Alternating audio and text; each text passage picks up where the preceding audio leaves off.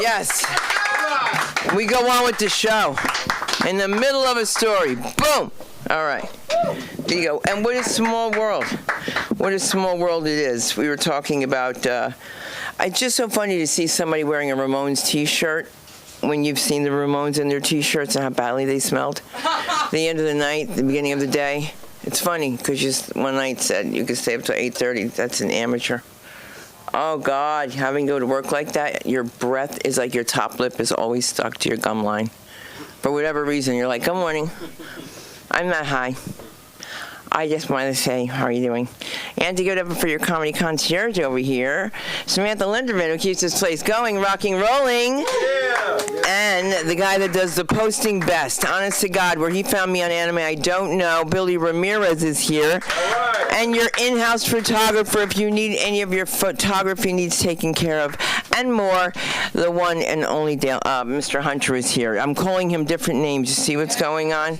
Yes, I called him Mr. Hunter. Mr. Hunter White, that's what I wanted to call him, but that's okay because there's some rules here. If you don't know, when the light comes on, I don't care if you have a 2-minute set or a 10-minute set. It's up to 10 minutes. It's $10, okay? So you're going to go up. When you see that light down, it just comes on. You'll see it. Acknowledge it, please. Acknowledge it so that the person running the room will know that you saw that. This way, you have a professional piece of tape. You can speak to someone afterwards about cutting your stuff up. If I'm cutting you up, it's not with this. Oh, stop it. Can you tell I worked in a sausage factory? Oh, my God. Talk about stuffing in that collagen packing.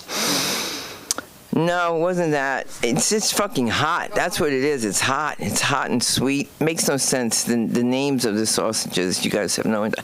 A friend of mine was trying to do something nice for another friend of mine, and she said, I made a very good gravy, which is sauce to you guys. He says, I made a very good gravy, and don't worry, there's no pork in it. I just cooked it in pork. It's the same thing. It's the exact same thing. But you can't explain it to people. I can't explain why I like airline food. Oh my God. I will steal your airline food. I like it. I don't know why. Why aren't my eyes shut? Because everything is so, so, so bright. And so bright we are. We are so wonderfully blessed to have people behind us that are letting us go up, do things that are, like, for example, we have a show coming up June 12th. This is going to be at the Ha Ha Comedy Club. And hopefully we make that our home base because everybody's going there and their mother because it's so close to the valley. It is the valley, isn't it? Yeah, it is. I don't know. I have no idea where I am. I really don't. I just know Santa Monica Boulevard, Sunset Boulevard, Westwood Boulevard, and someone coming in Boulevard. That's it. Chris Wheeler is his name. And you're going to put that here after I bring up this first guy because you know what? He's really funny, and we're going to put him on because I never have a chance to see him go astray. Let's give it up for the comedy of the one and only Colin Asley. Let's hear it.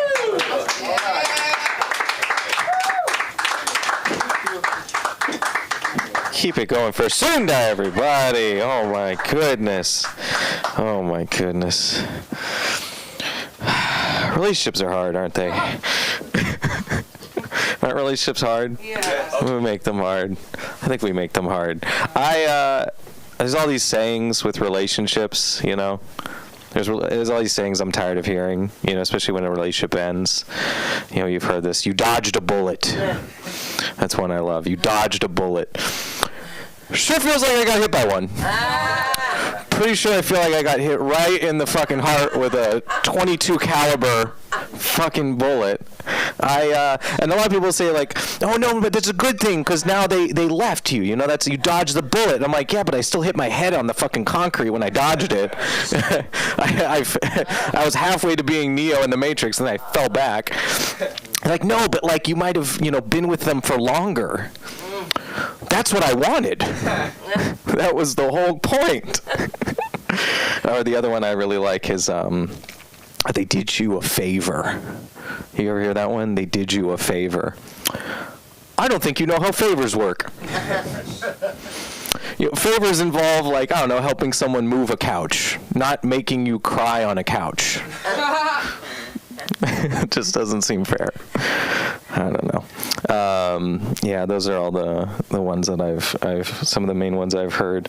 You ever notice how you always hear B-list celebrities try to say that they were never invited to a Diddy party?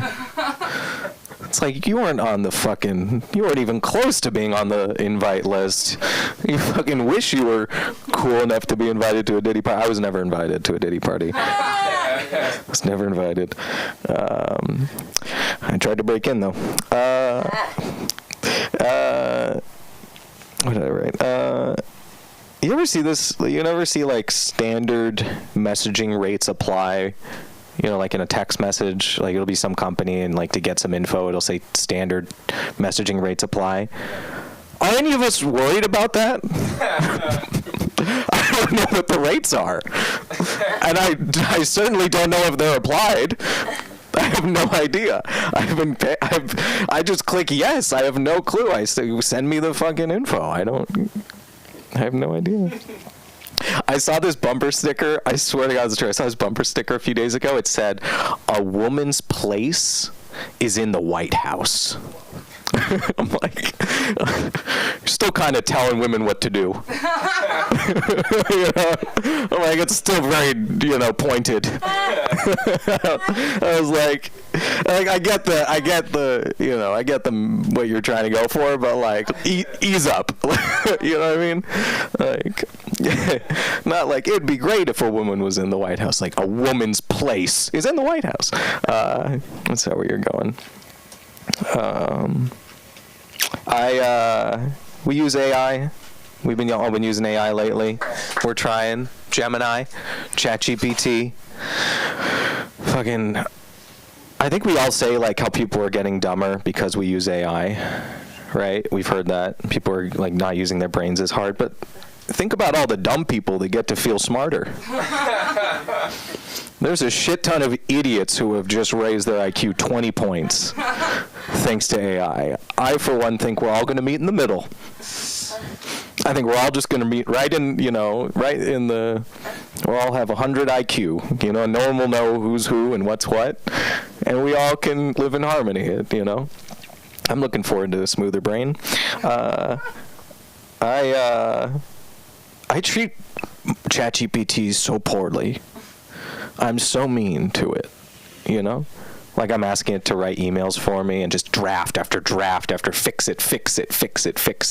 I'm like I'm like a CEO, who has way too much power. I'm like, what the fuck is this email? This sucks. Fix it. I'm like, I'm doing my best. I'm like, what do I pay you for? And no, you don't pay me, sir.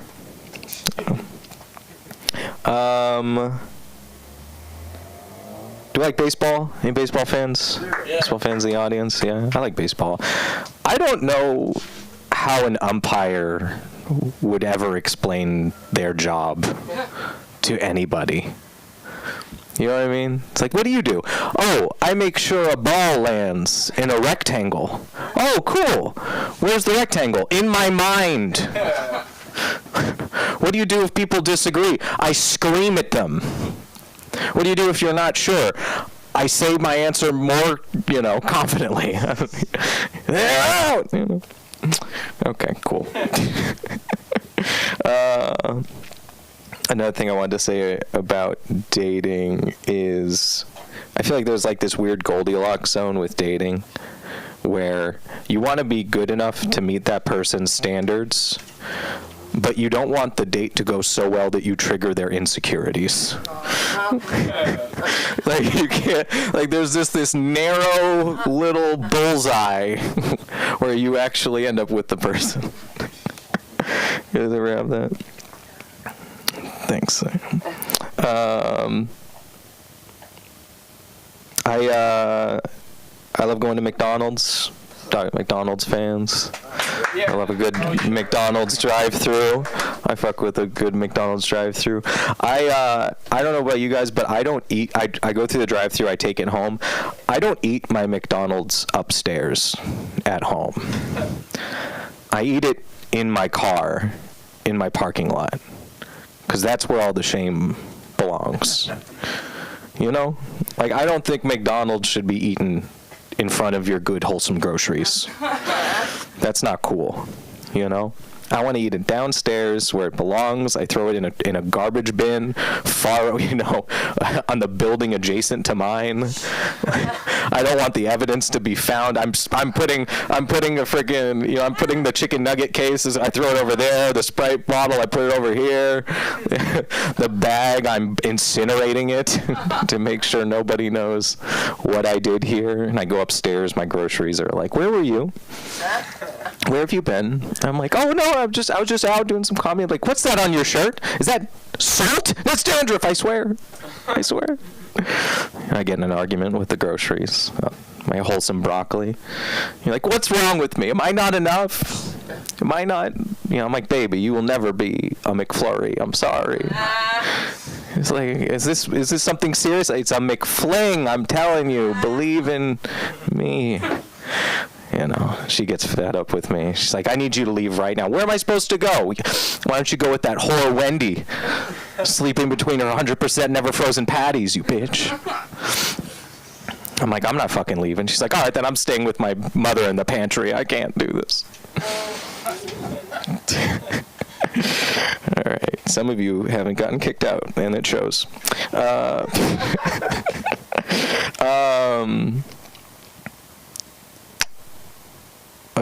What was I gonna? Oh yeah. So I go through the drive-thru, right? And I see on like this little piece of paper, and it says, "Unfortunately, we are currently out of adult Happy Meals." I didn't know there were adult Happy Meals. I didn't know that the state of affairs in America was so bad. That people are so desperate that they started making Happy Meals for grown adults. That is so. I bought 4.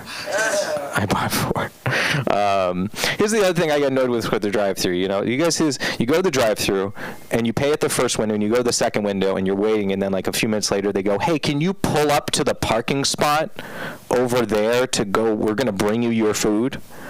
I'm like, this. I don't know if the window here is perfect. This is a perfect avenue to give me the food. I don't know why you have to. I'm driving away. I forgot I got the food. And I didn't get the food. I just drive away and like, "Sir, where are you going?" I'm like, "Well, you told me to. I don't know. Just give." I feel like an old man. Like this is kind of my first feeling of dementia. Like I don't know what I remember. I'll leave you guys with this. You know, they say, if you're gonna be late, bring coffee. Have you guys ever heard this saying? It's usually for like a business say, if you're gonna be late, bring coffee. I do that, but I just bring coffee for myself. So it's just me with a cup of coffee. And they're like, "What the fuck are you doing? You were late." I'm like, "I know, but I brought coffee." They're like, "What? No, you're supposed to bring coffee for everybody." It's like, "Oh, that would have taken forever." Bring 7 coffees? I would have been even more late. That's irresponsible. I think, just real quick. That's it. Thank you guys. Appreciate it. Yeah. And you can find me comedian Colin Asley on Instagram and YouTube. And let's bring up your wonderful host, Cynical Quest. The last time I saw you, you were a big shot. All dressed up, raring to go. Now listen, we're going to see some action here. We got the comedy of Dale Garcia coming to the stage. Where are you, Dale? Bang. Damn, talking about falling for you. There you go. You have to first go to work. All right, well, I just got to let you know that I'm a little under the weather. I took a Viagra, it got stuck in my throat, and now I'm walking around with a stiff neck. I told my wife that I feel like I'm losing my mind. She says, "You can never lose something that you never found." No worries. Everything will get lost and found and forgotten in the subconscious of your imagination. And I'm thinking, that sounds so damn profound. Is she gaslighting me? Fucking bitch. Anyway, my wife, she's a crafter. And so what she likes to do, well, I woke up one night when she was unraveling some shrink wrap, standing next to me, and I was like, "What's going on?" And she says, oh, nothing. I just DIY a mask trying to shut you the fuck up. I'm like, can we talk about this? She's like, yeah, CPAP, AY, don't you mess with me. Get that CPAP machine or boy, I'll set you free. I was like, okay. So I finally got that CPAP machine and I walked up to it. I was like, PLAY, girl, I got that machine. Thank you for helping me because now I'm getting sleep. And I held my dignity up and I walked away. And then I saw her again, and I was like, hey, I was thinking about trying that 50-50 mix. That got her attention. She said, like, say what? I said, you know that 50% distilled water and 50% vodka?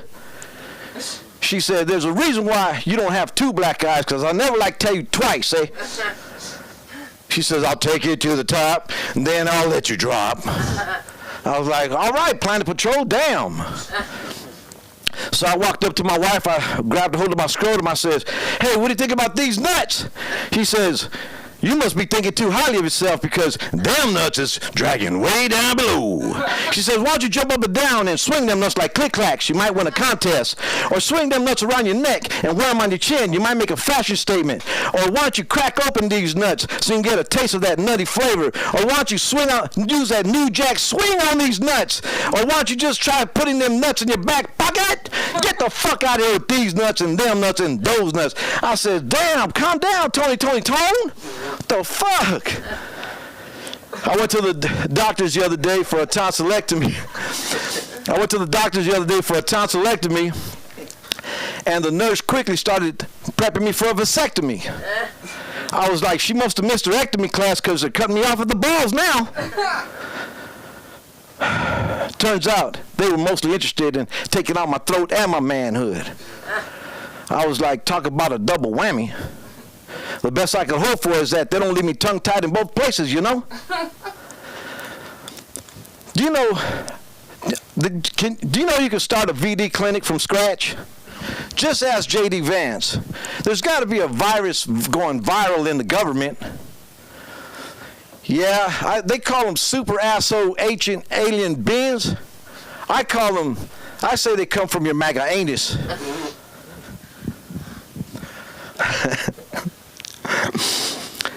I know these two cannibal clowns. I call them the CC twins. These two cannibal clowns, I call them the CC twins. And one night they were sharing a meal together. Yeah, he's a comedian. His name is Emil. And one says to the other, I thought you said his shit tastes funny.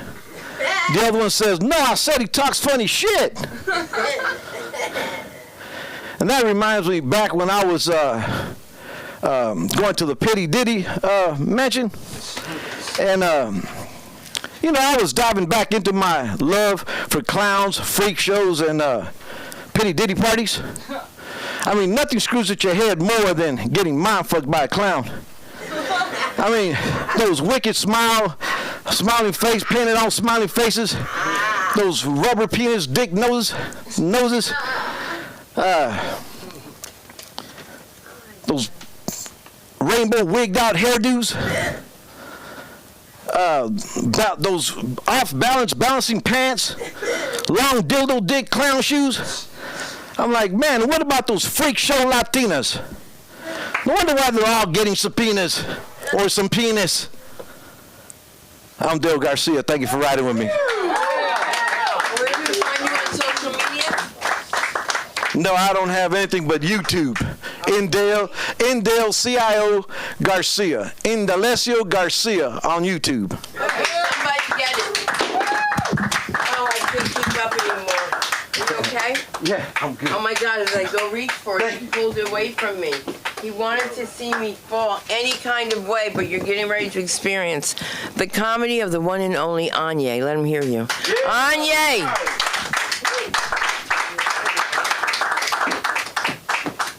Oh, so sorry.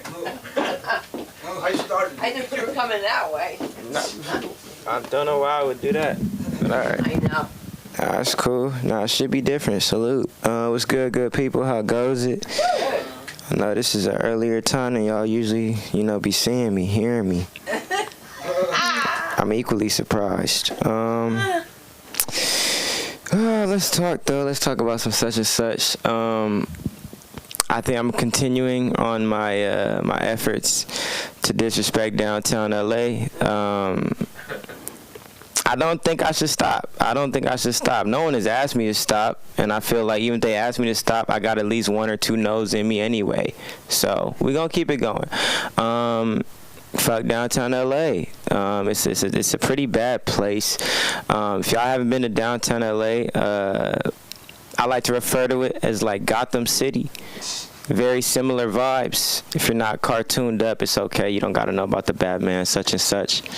But downtown LA, man, it's so bad, man. Downtown LA, it's like, it's easier to find a completely naked person than it is to find parking. You feel me? Like, that's a problem, I think. I think that's a problem. And it's like, honestly, people pay a lot of money to live in this area nonetheless. It's ridiculous to me. Like, I'm like, like, people pay thousands to live in these skyscrapers. And then thousands of people live outside of these skyscrapers. It's crazy. They just be out there. You feel me? It's bad. I feel bad, you know, when I go to downtown LA because I use my brain a lot. And I like when you park your car, sometimes it'll tell you exactly where you parked your vehicle. It's easy to find it because you like at any point you look at your phone, you can easily find your car. But see, in downtown LA, if you do find street parking, you don't even need your phone because you can do that with actual people. Like, the people are just gonna be there. It's messed up, but I be like, if I see this nigga, I know my car is nearby, you know. He frequents this area. He frequents it. He frequents it. Nah, but that is cool because, like, I don't know, like, everybody in downtown, even though, like, it's a homeless population, like, they're advancing just like the rest of us, you feel me? Like, before, like, back in the day, people used to, like, just, like, if you was giving a homeless man some change, like, it was like a cup, you feel me? You would put change in the cup, that way they could shake it and further make other people feel the pressure of wanting to put change in the cup, you feel me? It was a whole process. Then they started taking cash, you feel me? At first, we was all concerned, like, but it doesn't make any noise. Like, it's fine. I'll show them what's inside. Very dangerous. They could reach inside, but it works the same. You can see the money. Okay, you want money. But see, now, like, it's different. Like, I parked my car, and I seen this dude, and he was nearby. I was like, oh, fuck, let me get you some. I ain't got nothing for you, bro. My bad, I don't got no cash. He said, it's cool. He put out his hand. I said, what? I told you I don't got no cash or nothing. He's like, it's cool. You got Apple Pay? I said, what? Do I have Apple Pay? I mean, yeah. I don't know what that has to do with us here in this location, but okay, yeah, I do. He said, tap it. I'm going to show you something. So I double tap my shit. He put his hand out. I put it to his hand. Ding. I was like, what? It worked in the hand? Just the hand, straight hand, bare skins? This nigga got the chip. I'm like, it's the only way. You got to have the chip. The Elon shit. That nigga's behind this. I know them niggas was like, you want some food? Just take this pill. Go to sleep for a little bit. Nigga woke up with a headache. Nigga, you got the chip. They put it in him. It's cool though. My bro here. I don't think I've seen you before, but I feel like I've seen you before. I don't know how you should take that. Like Cam from Modern Family. Oh God! Hey, see, I thought my nigga was like undercover boss in this bitch. Like, nigga, I'm trying to get discovery. I'm trying to pull out some good jokes, my nigga. That's not you. Okay, I'm back to the regular shit. Back to the regular shit. Nigga, that's some true and try shit. Nigga, hold on. Nah. You look just like us. That's crazy. What does that do for you in life? Like, how do white people react? It just tells me I gotta get to the gym. I guess. Yeah, that's a cool character. Like, I feel like niggas who look like P. Diddy is down bad right now. Like, nigga, if you a look-alike of certain celebrities and they go down bad, like, you pay the price now. Like, you feel me? So you got a cool dude. Somebody more masculine though, like heterosexual. Okay, you right. He do play it. I don't even know if bro gay in real life, but he's not. See, that's what I'm saying. He all the time because people think he is. Oh, what? All the time. This is crazy. I'm learning. Yeah. Okay. What? So for the people that don't have the audio from what's going on in the room, apparently the actor from Modern Family occasionally gets into fights because people assume that his sexuality in the show is his real sexuality in real life. Wow. Keeping the YouTube audience engaged because y'all don't got mics, but I got it. That's crazy. But that means you really did the fuck out of your job. Like, if you was acting the fuck out of that role, like, as an actor, I feel like that's a compliment. Like, nigga, like, that's like if you was Darth Vader and niggas thought you had the Force in real life. Like, nigga, this is cinema. This is acting. That's fire, though. That's fire, though.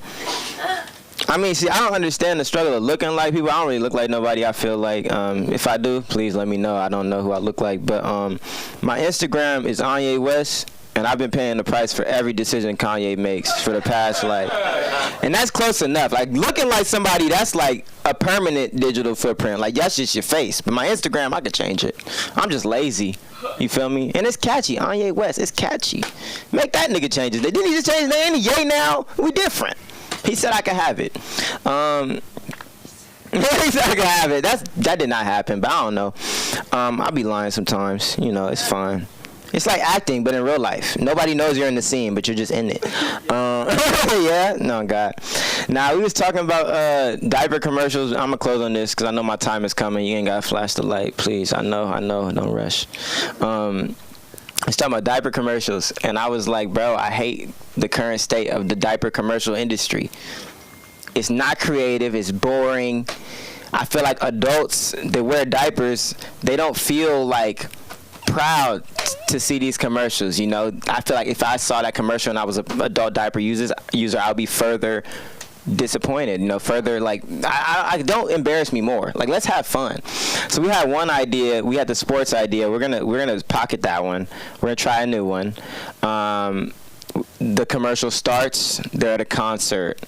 Very beautiful moment. You know, the girl's enjoying herself. Then she's like, it's time to leave. She's making eye contact with the guy. They're getting into it. They're making eyes. They go home together. He goes to take down her pants. Boom, diaper. She's like, oh, wait, I can explain. And he's like, shh. He pulls down his pants. Another diaper. Find your soulmate. Like, that was cute. I think it's cute.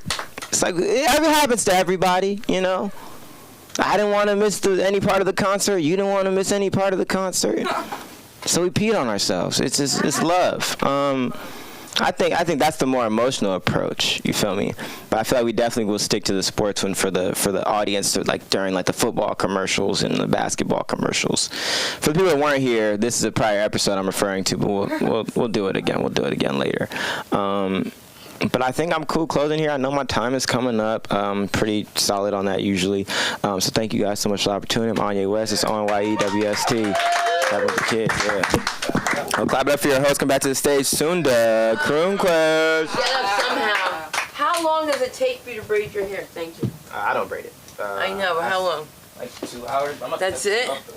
You're going to cut them off? Yeah, I'm tired of it. Are you really? Yeah.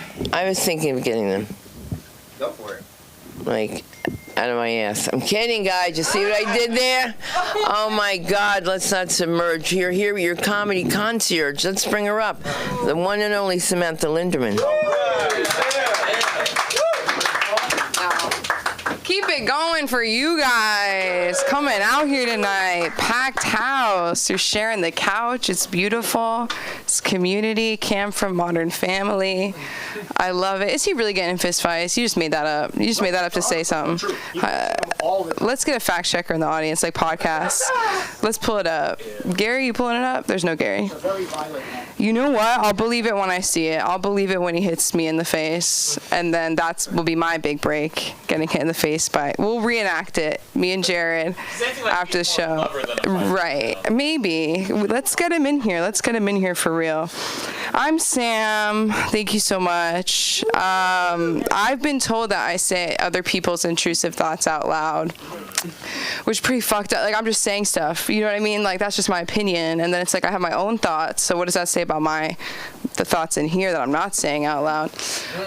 You just see somebody sometimes. It's like, oh, hey. Like, but you ever just see somebody and you have to, like, you can't hold in the thought. You know what I mean? Like, do you remember during COVID, people would wear anything as a mask? Like, anything. like the paper, right? But then it was like really thin, like TP on the face. You know what I mean? Then there was like the really elaborate like picture of somebody they love mask. That one was a lot. And then one time I looked at this guy and I was like, are you wearing like a pregnant woman's compression sock on your face right now? Like, what am I looking at? Like, that's not, and it's like see-through, you know, it's like a fishnet. And I'm like, I think you're making yourself sick. Like, it's catching on to things. Like, if you were wearing nothing, you would be better. You could, like, be commando on your face. You know what I mean? I don't know. I just felt that way during COVID. I worked at Bath & Body Works during COVID, and that was really fun. The whole store is based on smelling. And they'd be like, keep your mask on, nobody was wearing a mask. Oh my God, are you kidding me? But our scents were so strong that you could smell it through the mask, and so that's why I would get so upset, where I was like, why do you have to have your mask like around your neck to smell a candle that's scented lemon zest? You know lemon. It's yellow. It's a yellow candle that says lemon zest. You're gonna pull your whole face down. I remember when people would catfish you with the mask. That was so funny. When you're like, that is the baddest bitch alive. You take the mask off. I was like, oh my God. There's a gargoyle. Oh my God. Oh my God. And that's when like your face starts like I had to. Well, that was what was good about the mask. You know what I mean? When you're making a face under the mask, they don't know. Anyways, it sounds like I miss COVID. I don't. But it let you do kind of whatever you wanted. You know, I don't know what your guys' COVID experience was. Talking about hair, I just shaved my head. You know, I was bored. Chris, I was so bored. And I was like, what can I do right now? Because obviously I'm a comedian, obviously, and you guys are cracking up so bad. You know I'm a comedian. You guys are freaking peeing in your Depends right now. Sponsored by Depends. That'd be good. You could turn it to comedy. You know, you're at the comedy store and no, you're at the LA School of Comedy. We could collab. Yeah, and you're like, thank God I wore my Depends. Samantha Linderman was on stage. I would have had an accident. I work with kids. Today this kid comes in, his shirt's drenched. Apparently he was peeing and his friend came up and just pushed him. And I'm like, and it was not a kid you would think would do that. Total sweetheart. Like, he was just in a mood, I guess. I don't know how that works. I'm not a boy. But just, like, standing there, like, pushed him. And then another kid peed on the floor in the bathroom. That's great. You know, like, honestly, like, thank God it was the bathroom. But sometimes, and I said to him, he was like, it was an accident. No, it wasn't. An accident is like an accident. Like, you pulled your pants on, you were at the urinal, and you decided to pee on the floor. And all the kids ratted him out. That honestly made me more upset. I'm like, he's 4. Why are you guys all coming out of the bathroom like he peed on the floor? And what did you do about it? And you didn't stop him? You're 6. You're this many. He's this many. He has no teeth. And you're saying he peed on the floor. Where do you think you learned that from? Your shirt's drenched in pee. I'm sorry. I don't know. I love them. People say they've never seen me so serious as when I'm doing theater rehearsals with children 4 to 11. And it's a 15-minute play. And there's like 3 songs. And I'm like, you wanted to do this. You decided this is optional. There's the door. I'll wait. Because you said the parents are coming. Your parents are going to come see you. And then they, like, hug me. They're like, oh, I'll see you later. And I'm like, okay. They just need a little structure in their lives because they're Beverly Hills kids. And so and they were COVID kids, too. Like, they got whatever they wanted. Like, I'm going to make you guys feel young. I'm not a teen anymore. It's not so sad that you guys are so happy about that. No, I'm kidding. It doesn't make a difference what I'm talking about. No, but, you know, you're at the park and it's like someone else is on the swing. You wait your turn. You go on the swing. Like, they didn't have that. Like, they had 6 feet apart, you know? If someone was on the swing, you were across the park. Like, you didn't even go near the swing. You were at home. Mom gave you the iPad, and it's affecting them. But whatever. I mean, the kids don't know AI yet, thank God. Once they get on there, it's going to get really, really, really so scary. Oh, Bath & Body Works. One time this girl comes in and I'm like, hi, what brings you in? Because I'm a greeter, obviously. Look at me. I know I'm dressed up. I'm sorry. I got all dressed up tonight and you guys probably feel so insecure. But yeah, like this girl, I'm like, hi, what brings you to Bath & Body Works? She's like, I'm having a panic attack. It's like, worst place to have a panic attack is Bath and Body Works at the mall. You know what I mean? The music is so loud inside. The music from outside the mall is playing. Every single smell in the world. There's a dog. There's a baby. There's a woman in a wheelchair. Like, why would you come in here? What can I do for you? Like, you know how like the customer service is like, do you want a stress relief body oil? Like, what can I do for your panic attack? And then we just held hands the rest of the shift. I never got fired. Isn't that crazy? They were like, stop calling old women queen. I was like, got it. Totally. For sure. I don't know. Why? Don't hold the bag for them as they shop. What would you like me to do? She's telling me about her son. Like, what do you want me to do? He sounds cute. Like, what do you want me to do? What am I supposed to do? I didn't get into like serious trouble at work, but people would always get surprised when they're like, how long you worked here? I was like, a year. And they're like, oh, a year? Wow. I was like, a year at this location. I was 2 years at another one. That one was crazy. In San Luis Obispo, that people would take a shot in their car and come back in like they were working in a fucking gold mine. Like, you know what I mean? Like, we're doing some really fucking hard work. We need to have a shot of tequila before coming back to the sales floor and saying, look at our new scent, you know, water mama. No, they have the weirdest. The men's line is what killed me the most. Like, because one time this guy comes in here, walks in with the energy of a scarf. He's not wearing a scarf, you know? Like, he's like, I'm not gay. Now I'm thinking you're gay. You know what I mean? First of all, I wasn't thinking about it at all. You know what I mean? Like, sexuality only matters if we're trying to have sex. Like, I wasn't, like, you're 50 years old. You know, no, you know, shade to the 50-year-old men in this room, but you know what I'm saying? Like, I'm not gay. Where's your cologne? And I was like, cool. One time this guy was shopping. He was like this tall. His girlfriend's like this big. He's wearing a fedora. We know what that means. He's bald. And I show him this scent, like a really like popular. I would show men scents that I liked to try to help them, and they would always go. I showed him bourbon, and he smells it, and he goes, "That's for betas." I'm an alpha. I'm like, tell that to your girlfriend. You're holding her purse, okay? You're holding her purse. She's busting through the door. You know what I mean? It's her credit card, but you're the alpha, okay? Then I showed him smoked whiskey, and he was like, this is for the alpha. And then she was like, come on, honey, we're leaving. Let's go. The minivan's outside. The dog's inside the car. The chihuahua's yapping. You ever see a white lady with her dog, and she's looking at you, looking at the dog, looking at you, look at the dog. I guess I'm a white woman. I don't know if you knew. But it's like when we're together, it's like they're thinking that I'm thinking the same thing. And it's like the ugliest fucking dog you've ever seen in your life. Like dirty, like dirt on the dog, but it's wearing a sweater. It's wearing a Gucci sweater, and it's covered in feces. I'm sorry, that's disgusting. Oh my God. So gross. I know, get the light, end it, kill it. But I hated when people would bring their dog to bed. Every single time a dog would pee on the floor. Pee on the floor is the name of my new special. Piss on the floor. No. And, like, it was so frustrating. Let me just wrap it really quick. So that's what she said. Two things. Boys love YouTube. What is that about? Love YouTube, but it's not like a YouTuber. It's like, you know when like little boys, they watch like garbage trucks for like 7 hours, and it doesn't go away. Like YouTube, like it doesn't go away. Like now it's like my dad watches somebody take apart car. You know my dad. He's not a handy man. Like he's not like a car man, but he's like watching this guy like, welcome to Vice Grip Garage. Today we're going to take apart a 1970. This is a fine little lady. And it's like, what the hell? Boys love YouTube. I like TV. It's like we meet somewhere in the middle, whatever. One time I was in the Walgreens bathroom on Pico, worst bathroom ever. And I mean, you know it's Walgreens, but it's like when you gotta go, you gotta go. And one time I went to the pediatric urgent care across the street. I couldn't deal with it. I said, I'm a pediatric. I need urgent care. I have to go to the bathroom, and I'm at Walgreens, and they're taking too long to get the code anyways. But I heard this girl and her grandma were in the big stall, and I hear her go, it's positive. It's positive. She's like, we're going to deal with it. And she came out with a fucking pregnancy test in her hand and her grandma, and I was like, this is a dream situation of mine. Like it's a dream for me to like watch this situation, not like be in it. You know what I mean? And to say, I know he's telling me to wrap up. I know.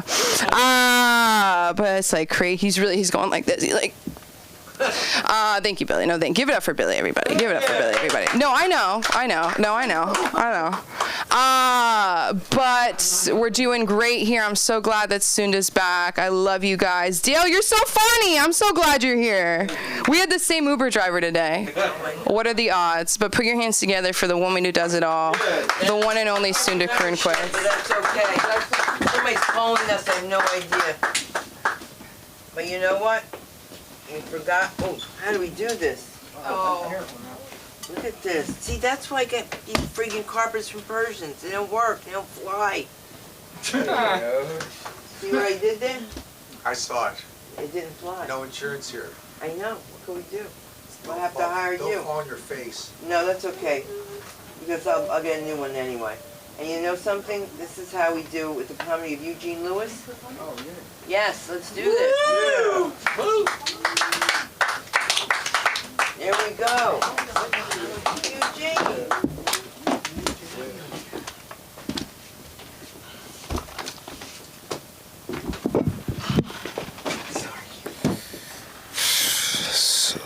What's up, y'all?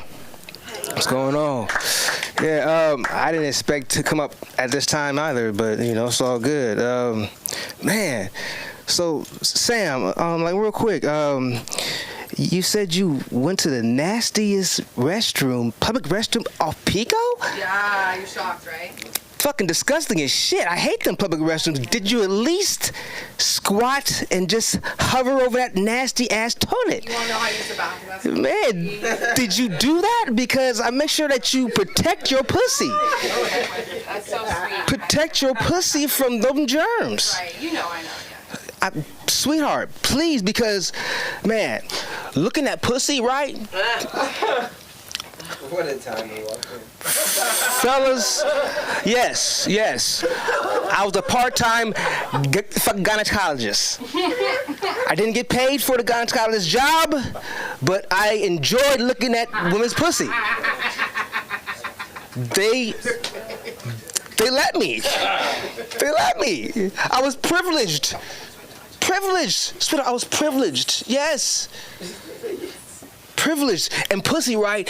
It looks like an uncooked shrimp, folded, open, so you can see it.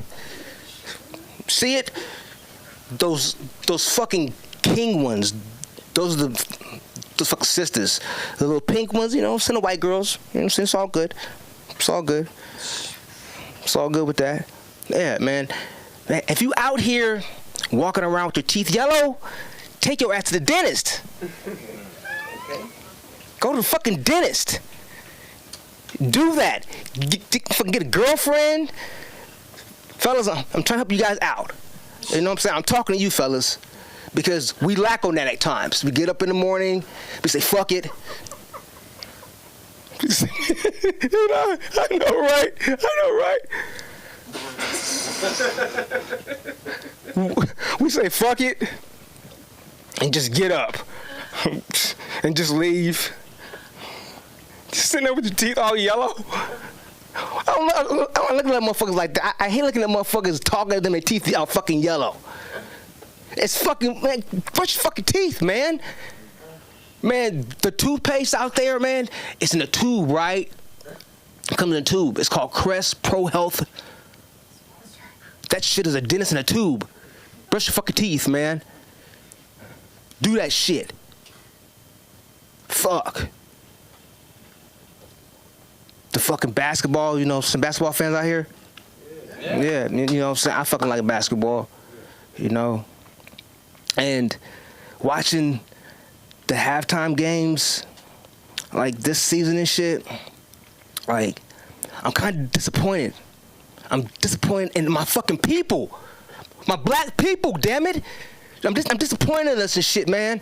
I be so embarrassed and shit, man, because we're supposed to be athletic.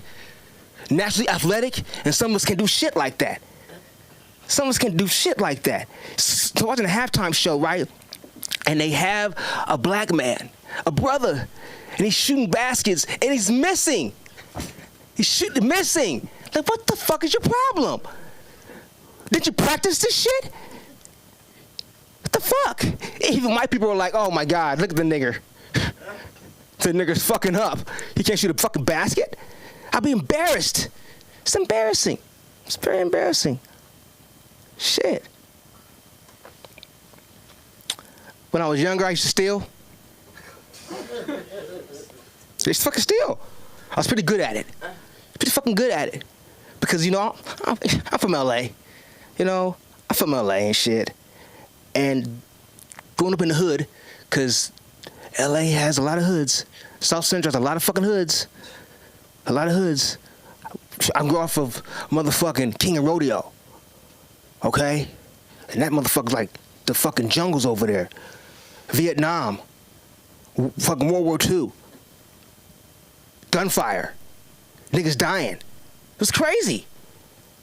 I was young.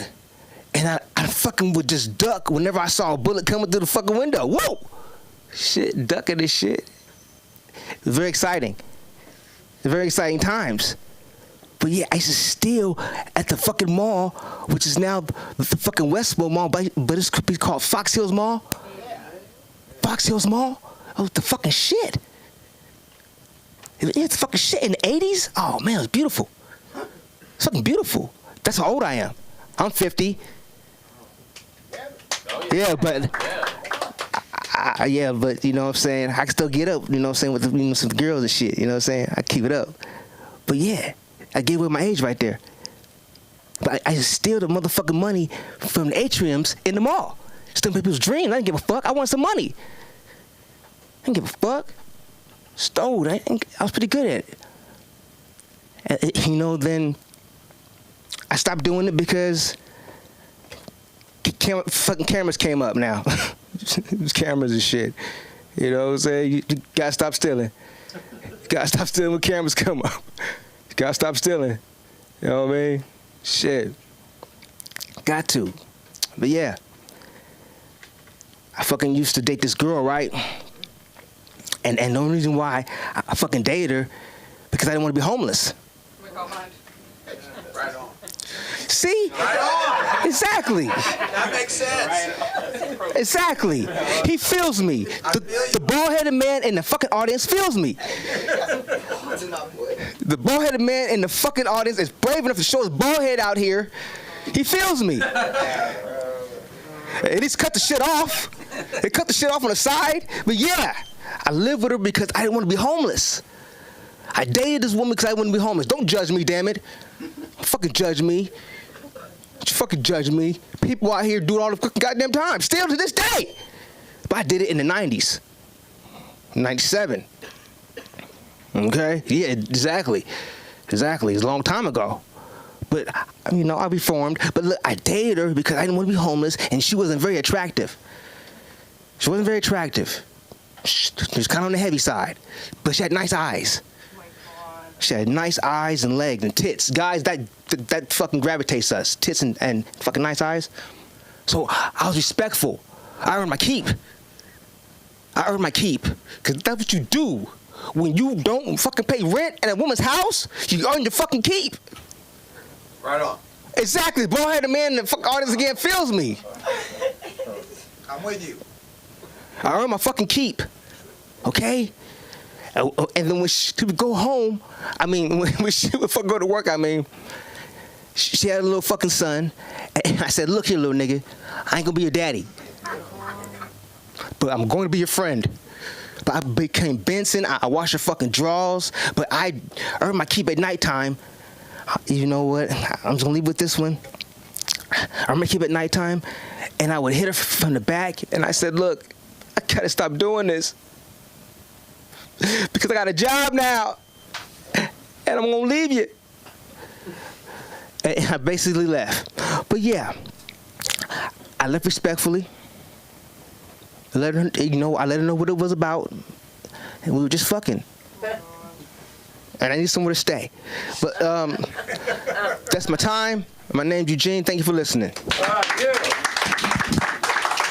Oh, show. And you can find me at Eugene 3845 8ball gmail.com. There you go. Thank you. Give it up for Suna. While we're at it, Lana, Norm Zada, where are you? I'm here. Oh, there you go. Come on, we gotta go Oh, up you here. want me to turn me over now? Yeah. Oh, God. Okay. Ready? Sure. Okay. Oh, yeah. Take out your camera. Oh my God, this is my favorite venue, folks. This is my favorite venue, I kid you not. Why? Everybody's wonderful. Yeah. Their videos are great. There's only sporadic booing.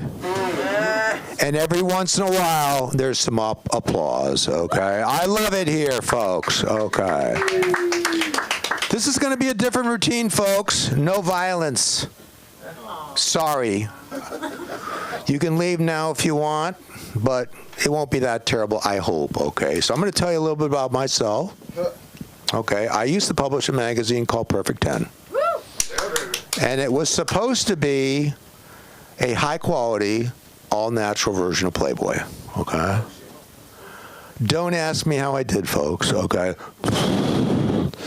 I was left with basically three things: smoke, vapor, and some great stories, okay?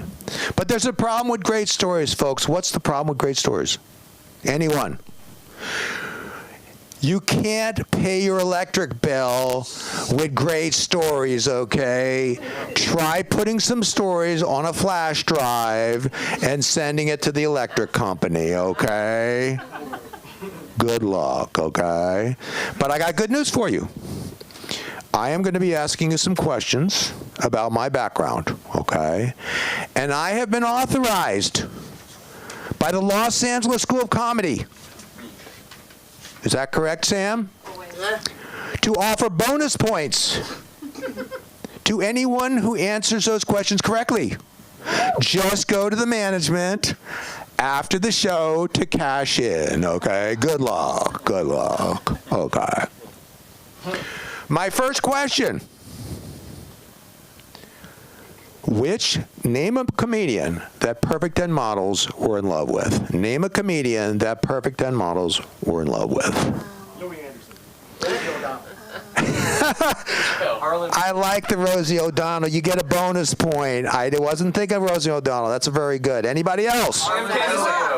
God, it's too... Bill Maher. Shut up. Joan Rivers. Joan. These two people are yeah. The answer is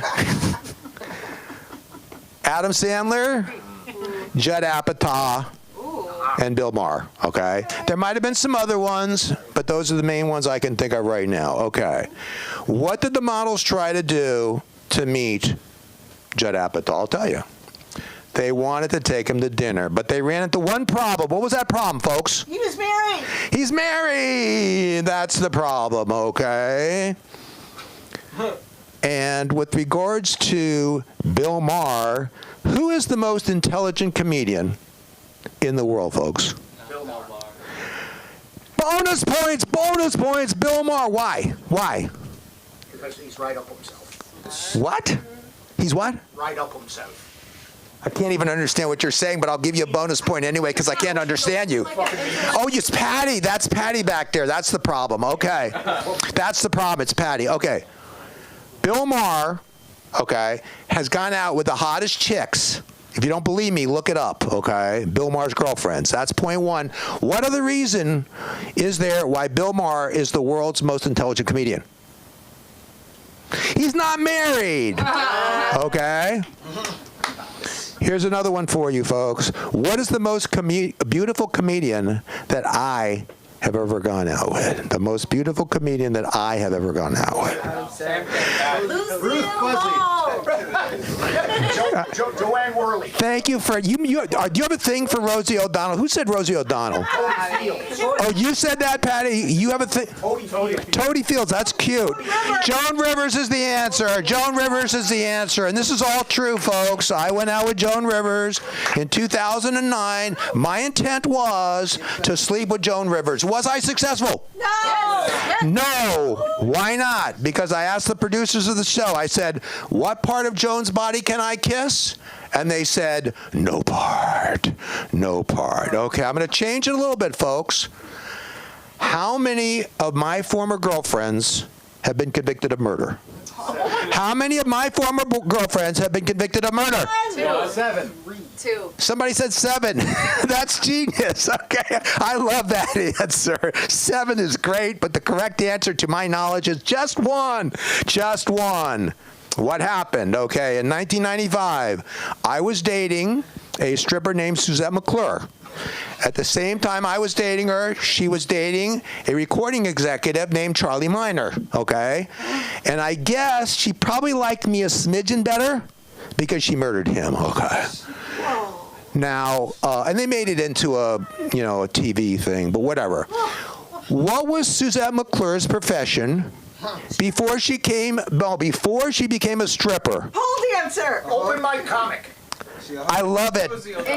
You get a half a point for effort, but you're wrong. She was an aerospace engineer. Okay? Of course. That's where most strippers come from, isn't it? Aerospace engineering. Okay? Now listen carefully to the following question, folks. Listen carefully. How many of your former girlfriends have gone to the local jail looking for someone to kill you? 7. Patty? I can only refer to her as plaintiff. Okay. Okay, I have had a girl go to the local jail looking for someone to kill me. That's a true story. And what happened was, I went out with her 5 times in a row. We were supposed to go out the 6th time, okay? I lied, okay? I told her I was playing backgammon when I was actually at a dance. She must have sensed it. Because a few days later, I'm thinking to myself, this is great. She's not angry. I haven't seen her for a while. Then I get a phone call. You need to leave $3,200 under her door by 12 noon or you will die. It was the real deal, the real deal. That is a true story, folks. Okay. I'm going to move on here now to brighter questions, okay? When I was 5 years old, how did I try to attract women? With your penis. Juggling. I told them I was counting to 1 million. How did that work? How did that work? He's right. Bonus points. It did not work. Bonus points. What else did I try to do to attract girls when I was 5? Jokes. That's funny. That's good. I should have tried that. I didn't. Can I go back in time? No. I formed a pencil stealing ring to steal all their pencils. How did that work? Sam, how did that work? It worked well.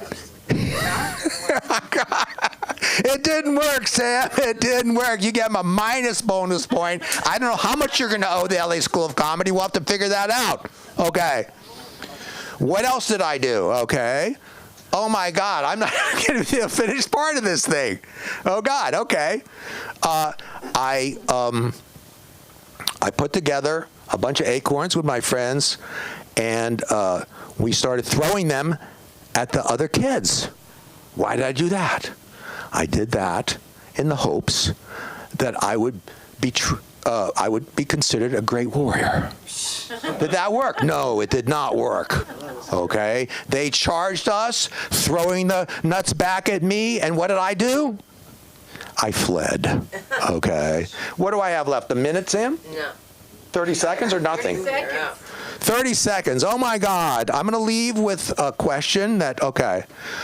What, in 1978, what famous red-haired comedian said to me, give me a kiss. Oh my God, just hold on. What is this? I mean, come on. Come on. Reba McIntyre. Give me a kiss. I turned her head to the side. I kissed her on the cheek. She said, that's not a kiss. I'll show you what a kiss is. And she gave me a tongue kiss in front of 40 people in 1978. And the answer is Lucille Ball. Thank you very much. Thank you. I love Lucy. Love you, Mark. And where do you find Lucille? Where are you going to find me? Yes. My name is Norm Zeta, and that all comes from a book called The Rise and Fall of Perfect 10, which you can get on Amazon. But if you just look up Norm Zeta, you'll find it. You'll find it. All right, there you go. Everybody keep up the Addy. We got the comedy coming up with Patty. Let's do this. Patty. I'm finding my way up here. We'll keep it going. Come on, will you? Way. Hi. How are you, Howard? Sorry, I stepped on you. Very, and how are you? Good, Betty. That was great stuff. I really enjoyed that. That was good stuff. I really enjoyed your set. That's okay. That's just my comedy genius falling on the floor. Okay, is that mine? Ooh, you could keep them there. I'll get them later. This is great. You'll never know. You know what, honey? If those are the only copies we have, you'll never know. That's okay. I would come and ask for them back later. You know, that's okay. Those jokes have been now sanctified by your boobies. And I find anything that's rubbed up against boobies better than it was before it rubbed. I would like you to rub my entire book against your boobies. This is great. I'm happy to be here tonight. We've got Howard here. He's having a complete conversation while I stand up here and do stand-up comedy. Would you like to share this with the rest of the class? Didn't you love him in The Princess Bride? You were fucking fantastic in The Princess. Was he? Was he not? I'm going to say a couple things, and I want you guys to get this straight. All right? I mean, I may have never had an orgasm on a yacht, okay, but I have jerked off on a tugboat. All right? And maybe I've never been to a P Daddy white party freak off. Maybe not, okay? But I once spent Martin Luther King's birthday in a hot yoga orgy with Lena Dunham, Peter Dinklage, and that tall lesbian from Glee. Remember the tall one, the big one? Surprisingly nimble for a gal that size. I'm telling you what, I love her. Her name's Jane Lynch. You know Jane Lynch? Give it up for Jane Lynch. Is she funny? She's funny. She's funny. She's funny. She's intelligent and surprisingly easy to masturbate to. Yeah, there you go. Jesus, I thought that part might land, Evan. I have seen the future, and the future, for me, is my 87-year-old father. My 87-year-old father has been staying with me for the past 9 days, okay? My 87-year-old father asked my 28-year-old daughter's trans man friend if the testosterone helps with parallel parking. You try explaining to an 87-year-old Irish immigrant why that's not a good question. Why that is my daughter was livid. My daughter was yelling at him for an hour. He doesn't really understand. He doesn't know. He gets a kick out of it. But her friend, I've known since I've known 17 years, okay? Hector. That's his name now. It's Hector, okay? That's masculine, too. Hector! But I actually known Hector. I went to Hector's quinceañera. I went to it. I went to his quinceañera. And I don't know if you guys have noticed, but I'm not. Thank you for the narration. I don't know if you're familiar with stand-up comedy, but it does not require narration. Thank you, though. I appreciate the input. Give him a round of applause. Apparently, he didn't get enough attention when he was up here. Will you be opening soon for the National Organization of Women? Well, you do a good open act for Hedda Gatsby. Anyway, God bless you all. Where was I? Oh. At the quinceañera. I don't know if any of you guys have noticed or not. I'm not Mexican. No. Any Mexicans here? Any Mexicans here? 1, Cuff. 1, 2. We're in LA. How can there be 2 Mexicans? What about the DIE or the DEI, whatever it is? We need. But anyway, you guys will know. These gabachos will not know. I brought. This will only be funny to those that know that. I brought a piñata to a quinceañera. It's her beginning as a young adult. It's not really, but this was a special piñata. This was a quinceañera piñata. There's no candy in it, just Plan B and Whippets. Plan B and Whippets. Something the gals can use. You know what I'm saying? It's all right, baby. That's okay.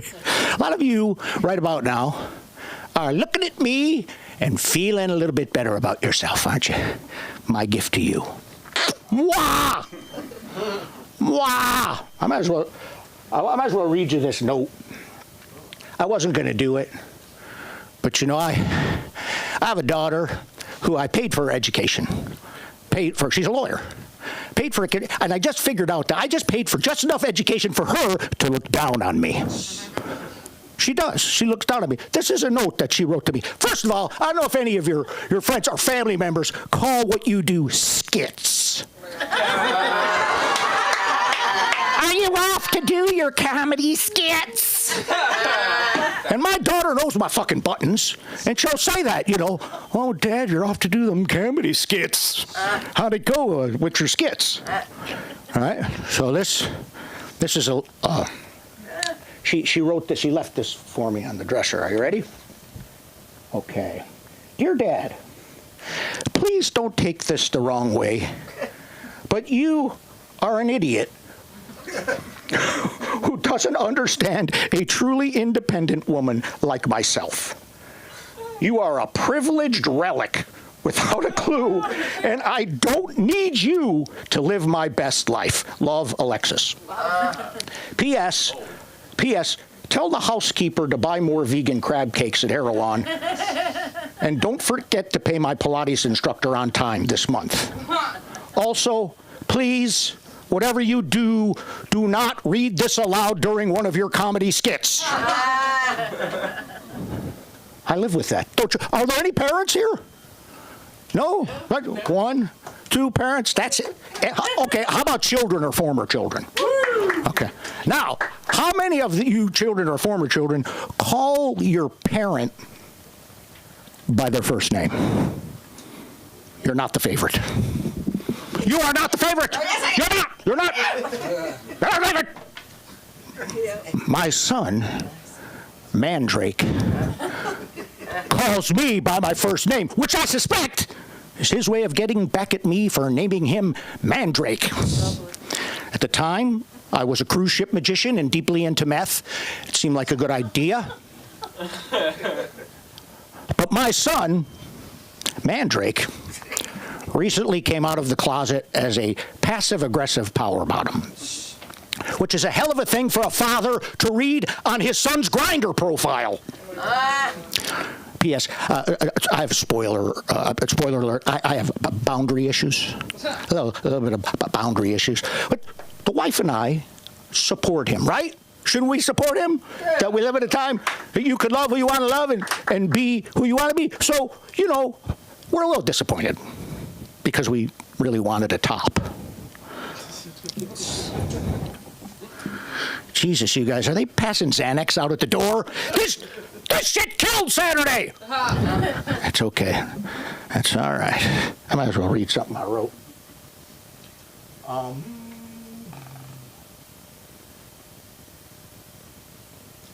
Do you guys miss the masks? Do you miss the masks? Do you see people sometimes they still wear the mask? Yeah, there's a lot of them. Last year I was doing a gig in Bakersfield and I was wearing a mask. I was standing outside vaping because I'm hip. And a guy came up, he said, "You sick or you just want everyone to know who you're voting for?" But the thing is, there are certain people for which the mask was a godsend. It was a heyday for them. Those people that I speak of are, of course, people with beautiful eyes and fucked up teeth. They had a good run for a while with their beautiful eyes and their fucked up teeth. But no more, Hunter White. No more. My God. Collectively, the whole group of you, it makes me feel like I've lost an argument I didn't know I was having. A little bit. Like that. You get that? All right. Well, listen, you guys have been mediocre, and I mean that sincerely. No, not just not just as audience members. Come on. I'm talking about just as human beings. As human beings. But I enjoy you. Give yourself a round of applause. Let's keep it going. We're going to get the mistress on this misfit island of toys up here. Keep it going for Sunda Kronquist. Come on. Patty, where do we see you Wednesday nights? I'm every Wednesday night at the Mix in Pasadena. It's a different show. It's a different show every week. And you can find me at Patty, PADDYFORCONBDY. See that? You got it. Patty for comedy. Hear how he goes. Hear how he says. Let's have the comedy of Mr. Billy Ramirez. We're doing it. You got it? Oh, good. Thank you. Oh, thank you. Lift me up. I need it. Thank you very much. All right, a lot of fun energy here. Speaking of energy, I recently had my first ever liquid death, and the reason I ended up having a liquid death is because I was at a concert, and I'm getting to the age where my bedtime and the set times of headliners just aren't matching up. You know, if they could start at 3 p.m., that'd be great, but that's not the case. So I figured if I'm going to make it through the set, I should go get an energy drink. And I went to the concession stand, and I saw all these drinks, and then I saw this one can. It looked really cool. It looked like it played bass for Slayer. So I bought it. I cracked it open, took a sip, and turned out that liquid death is just water. It's just regular old water. It's not even water from Flint, Michigan, or agua de Mexico that gives you el chorro, you know. No, just regular water. Yeah, it's like I grabbed something, like the can has a skull in tattoo fonts, and it looks like it drives an 87 Camaro drunk and peeps on teenage girls, and I thought I was going to drink something that was going to give me heart palpitations and maybe like it's demon blood, but no, it's just water, regular old water. It felt like the time I first heard of the music of the band Kiss. Yeah, so I grew up in the 80s and 90s, and I just saw the band, and they looked scary with their makeup and the boots and the devil tongues and all that, and the explosions. And then I heard the music, and it turns out it's basically like, I Want to Rock You, Saturday Night, Detroit Rock City rules, dorks. So Liquid Death is basically Kiss in a can. But as someone who's worked in marketing, I'm just upset that I didn't come up with a brilliant idea to dress water up, you know, like all manly and whatnot, to get dudes to drink it. It's a brilliant idea, you know. It's like, you know, like, oh, just regular water. Ugh, water does cardio, you know. Liquid Death lifts weights, and Liquid Death stole a motorcycle and jumped it over a cop car, you know. Liquid Death will curb stomp a bottle of Dasani. Yeah, you know, it's like Aquafina. Ugh, that just sounds too fancy, and La Croix just sounds like French for can I please speak to your manager, you know. But Liquid Death, you know, I'll drink to that. But I think one thing that really kind of cracks me up about Liquid Death, though, is I saw these dudes drinking it, and, you know, sucking back the Liquid Death, and surely a lot of them were the same ones that will tell you, like, well, you know, back when I was growing up, we used to drink right from the hose, and the rubber aftertaste is 100% cancer, and we didn't care, you know. It's like, well, you know, it's like, if you want Liquid Death, try the first 10 seconds of July hose water. You know, that's not only Liquid Death, that's murder-suicide, you know. But Liquid Death's tagline is murder your thirst. Like, well, fellas, why don't you just pick up the hose, take a couple sips, because your thirst is murdering you, you know. All right, I'm going to do the sit on the stool for this one, because I've been doing Right Club with Dustin Chafin, and I literally wrote this last night after that, so I'm gonna do the stool thing. I've never done this stool thing. Like, I already feel cooler. Like, all the cool people do the stool. So let's see. Is it what? You want me to do MTV Unplugged or like storytellers? We should do storytellers. Just tell stories about the jokes. All right, where's my? All right, here we go. Let me pull this up because I just haven't memorized it. Okay. So show of hands. Does anyone else here get too in their own heads and end up living in this false reality that you created for yourself? Okay, good. Yeah. So, so I guess like that's just another way of saying that. Like I haven't done nearly enough therapy. Hold on. Yeah. Let's see. Where am I going? I haven't done nearly enough therapy to start making a dent in this Hoarders episode that I call a brain. You know, like the guest room is stuffed to the rafters with trivia about 1990s NHL backup goalies, and the garage is full of physical copies of Smokey and the Bandit, and then the rest is just stuffed to the rafters with unprocessed childhood trauma, you know, pure, uncut, you know, labeled and stuffed in boxes labeled "Do Not Open." You know, it's even the kitchen cabinets. I'll go looking for a snack and, you know, just open it up, and suddenly I'm living third grade, which is when I was born here, and that's when I learned English in third grade. But yeah, Smokey and the Bandit's such a good movie, by the way, though. My favorite line, I like the part where he goes like, "There's no way you could come from my loins." By the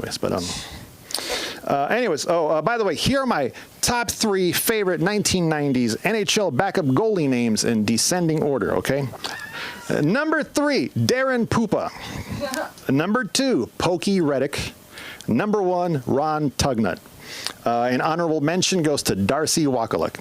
So anyways, so recently I've been feeling that I'm too boring to be a comedian. I've said it on stage before, and then this last session kind of snapped me out of it. You know, I got some feedback, and then Dustin Chafin, he was like, is it because your parents are still together? He listed all these things, and then like every single one was so completely wrong. I'm like, all right, now I think I might have stories. I mean, the fact that I'm a middle-aged comedian, it kind of shows that I have stories. Like if I didn't have stories, I'd be VP of marketing for somewhere, you know, and, you know, have functional romantic relationships, you know.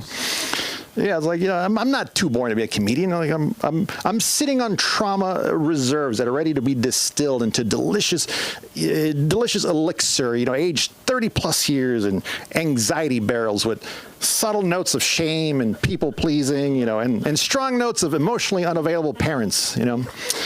So speaking of not being boring, and speaking of my parents, I'm convinced that my dad killed my mom. Like seriously, yeah. No, it's like, so by the way, I could check it because she went punch for punch against cancer for 19 years, and then she croaks the week my dad skips town to go move back in with his family from his first marriage. Kind of convenient, all right? Yeah, interesting timing. I honestly think he poisoned her through poison beans. Seriously. Yeah, poison beans. And now that doesn't sound so ridiculous if you knew that my dad at one point had a flesh-eating disease in his left leg, right? And he felt that he got it because an enemy poisoned his tortillas with dirt from a graveyard. So when you know that, like, poison beans don't sound that ridiculous, you know? Anyways, yeah, so, anyways, but I think I felt boring because I think I got this like boring stink because I'm from the most boring city in America. Like who's got an idea what's the most boring city in America? Oklahoma. No. Like this, no. See, no one even came up with it. San Jose, California. No. Yes, San Jose. Yeah, trust me. No, I am. As someone from San Jose, California, what's fun to do in San Jose? Inevitably, they will tell you. They will say like, go to San Francisco, go to the beach in Santa Cruz. You know, go to wine country, maybe even go to Tahoe for 4 hours away. So like, basically, what's fun to do in San Jose is leave. You know, that's basically what you're saying. And the reason the weather in San Jose is perfect is because it gives residents at least one thing to enjoy. But I don't know. So like the perfect representation of San Jose is the light rail train that goes through downtown and passes the Improv. You know, it's if you're not familiar with it, it's the world's slowest train. Like it's so slow you can't even crush pennies on the railing. It's embarrassing. You put the penny down and the train shows up and it goes so slow that the conductor will be able to stop the train in time, identify the penny, and then yell at you. You know, it's just like, you know, the train stops 10 feet in front of the penny. Like, excuse me, son, could you remove that off-center 1973 Lincoln penny from the rail, please, and do yourself a favor. Sell it on eBay. You can make $100 and buy yourself a hobby. Anyways, so I moved to LA a couple years ago for a day job that didn't work out, and now that I live here, I base the state of the economy on the number of homeless people I see throughout my daily routine. And the way things are going recently, the economy is not looking good, and I'm worried if I should find my own spot and whatnot. And but I don't know how that works out. It was like, is it seniority? You got to fill out some homeless paperwork, or talk to the homeless HOA. And look, I understand that the new term is unhoused, but I refuse to use it because it's such a useless solution to an actual problem. You're like, oh, unhoused, all right? Just talk to a homeless person about using unhoused. You go up to one and like, just like, I know you're homeless and you're struggling for food and you're worried about your safety day in and day out, but guess what? A bunch of us got together, and now, congratulations, you're no longer homeless. Isn't that great? Yeah, from now on, we're going to call you unhoused. So check you later. All right, have a good one. It's like, I don't know, like, what's the point of unhoused? Anyways, but my name is Billy Ramirez. You can find me on Instagram at middle-aged muchacho and on the internet at billyramirez.com. So please welcome back to the stage our rock, our queen, Sunda Kronquist. Killed it, Billy. Rock and roll all night and party. Where the hell do you think you're going? You're running? She's making us leave. Who is? Taking it to dinner. Why? Where'd you make reservations? Where are you going for dinner? Bag. Do you have any more jokes? I love the jacket. Listen, on the 12th, we're having a show at the Ha-Ha Do you have any more on Lancashire. You'll have to call me. All the women are leaving. No, stop. I'm missing one of my jokes. Are you sure you got them all out of your... Yeah. Let him go. Let him go. Let them go, let them go. They can't stay till the break of dawn. We love you all. Let them go. Thank you. Yes. Let's talk about that bitch that was sitting up here. She had attitude to begin with. I didn't like it, okay? And so I was looking at her, and she was like, what? And I was like, yeah, I saw you. I caught my eye at you, right? And she was like, right? I was like, right? That's what I'm saying. But you got to get it right with Hunter right. That's what we got to do. How we doing, guys? I was going to say, I don't think a guy's haircut has ever fit what he did more. Yo, he started an all-natural pornography magazine with that haircut. It tracks. How we doing, guys?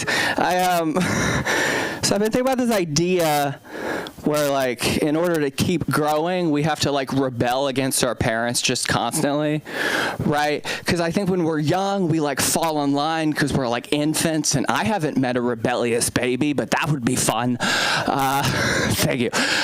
No, but, like, you like, grow and you, like, diverge and become your own person, and that's what an insecure parent calls rebellion, right? So, like, and guys, I got to say, when I was young, I fell in line. Like, I listened to my parents, and I listened often. Why?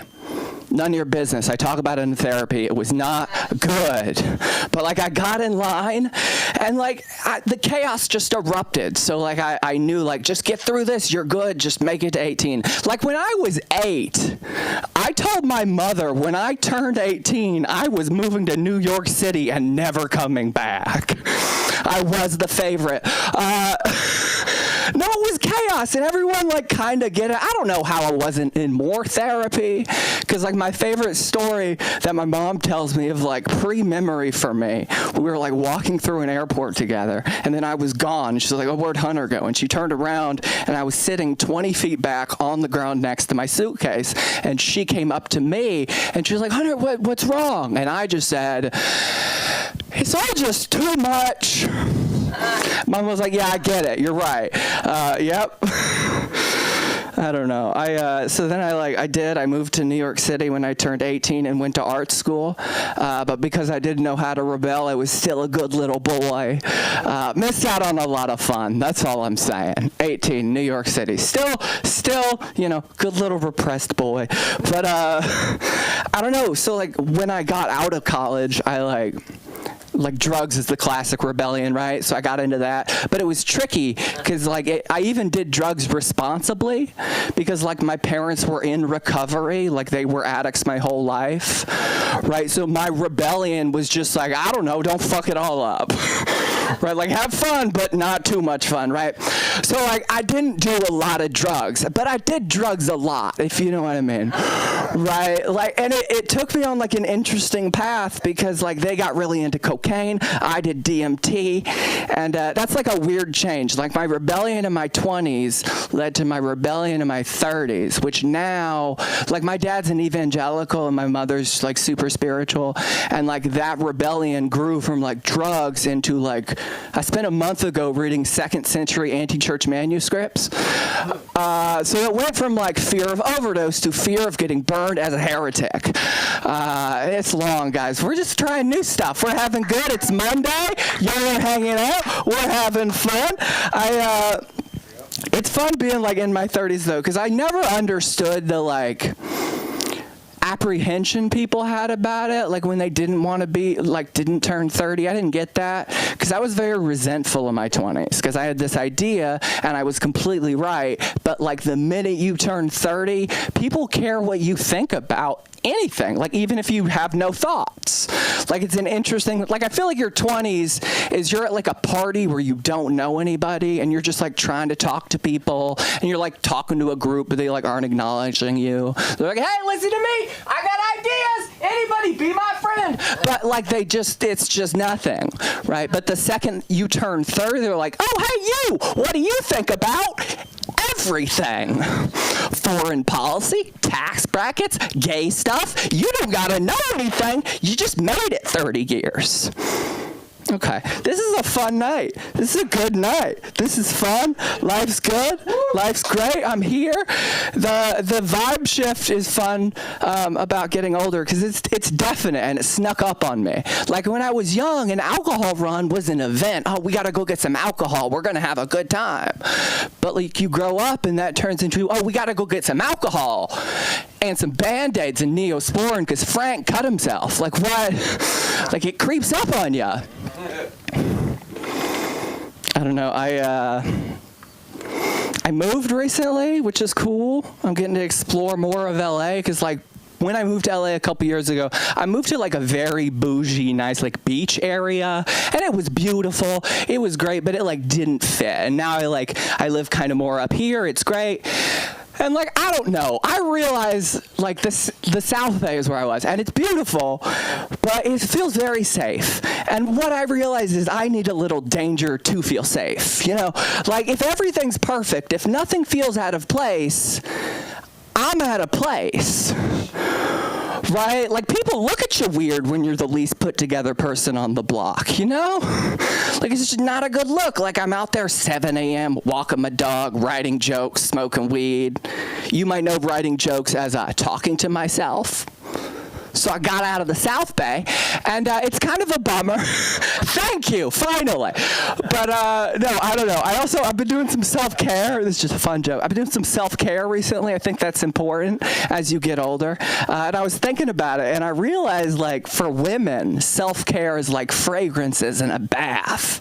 But, like, for dudes, self-care is like jerking off and playing some video games. Right? Like, maybe there's a shower if you're good. Okay. No, I don't know. It's like kind of a bummer because like I like this apartment, but I have to move all of a sudden, and that sucks because chaos in my life. And it's weird because me and the guy I'm moving in with, we get along. He's really nice. We like each other, but the more we get to know each other, the more we realize like he is devoutly religious, and I am a high-functioning degenerate. So we got an amicable divorce. Making Mama proud on that one. But the room, it was not like, I'll be honest, I just liked that the room was furnished. Like, it was big, it was affordable, had like a dresser and a desk and like a mattress. No bed frame, but it had a mattress. And y'all, that is a humbling experience. being 31 and going from a bed to a mattress, right? Like, especially because I already have a girlfriend. And I feel like that's the first major glow up of a new relationship. Like, if you don't have a bed, you get a girlfriend, then you get a bed. Like, I'm doing it backwards. Like, I had a girlfriend, or I had a bed, then I got a girlfriend, and now I have no bed. How did I Benjamin Button this phase of my life? Like, I don't know what's going on. But it's a fun area, because, like, it's the type of area now where, like, they proudly display their rating from the health department. Right, like, we don't need no Michelin star, but Walk Walk has an A. I'm just going to sit in it for a second. Y'all ever meditate on stage? Let's do that all together. There's like a weird vibe going on. YouTube, I don't know how you doing at home, but I'm about to walk the audience through a group meditation, and at the end, we're going to laugh. All right, so everybody, I want you to take a minute. All right, we're just improv. I've never done this. Let's go. I want you to take a minute, everyone close your eyes. And I want you to think of your set. Okay, I want you to stop thinking about your set and actually try to be present in the room. Okay, so let's take a breath. I am funny. It doesn't matter how my 10 minutes goes. I will keep doing this and breathe out. It will probably go poorly, but let's just waste our life doing this. Okay. We are collectively embarking on a fantasy. All right. Let's have that fantasy be laughing. Okay, cool. You guys have been fun. That was fun. My name is Hunter White. Find me on the internet at My Name is Hunter. Give it a one time. First soon to Croonquist, everybody. Oh, and tomorrow, 7 p.m., Aaron McIntyre's Film Actors Studio. Drop in. It's a fun time. That's right. Don't forget that one. Don't forget the stand-up comedy classes. I forgot all about those. Oh my God, we have so much stuff going on. If you haven't been here before, that's what guys do. Those 1 potato things, 2 potatoes. All right. So where is he hiding in the white? I think we have a knight. Sosa Knight. Bring it up here. Come on, primo.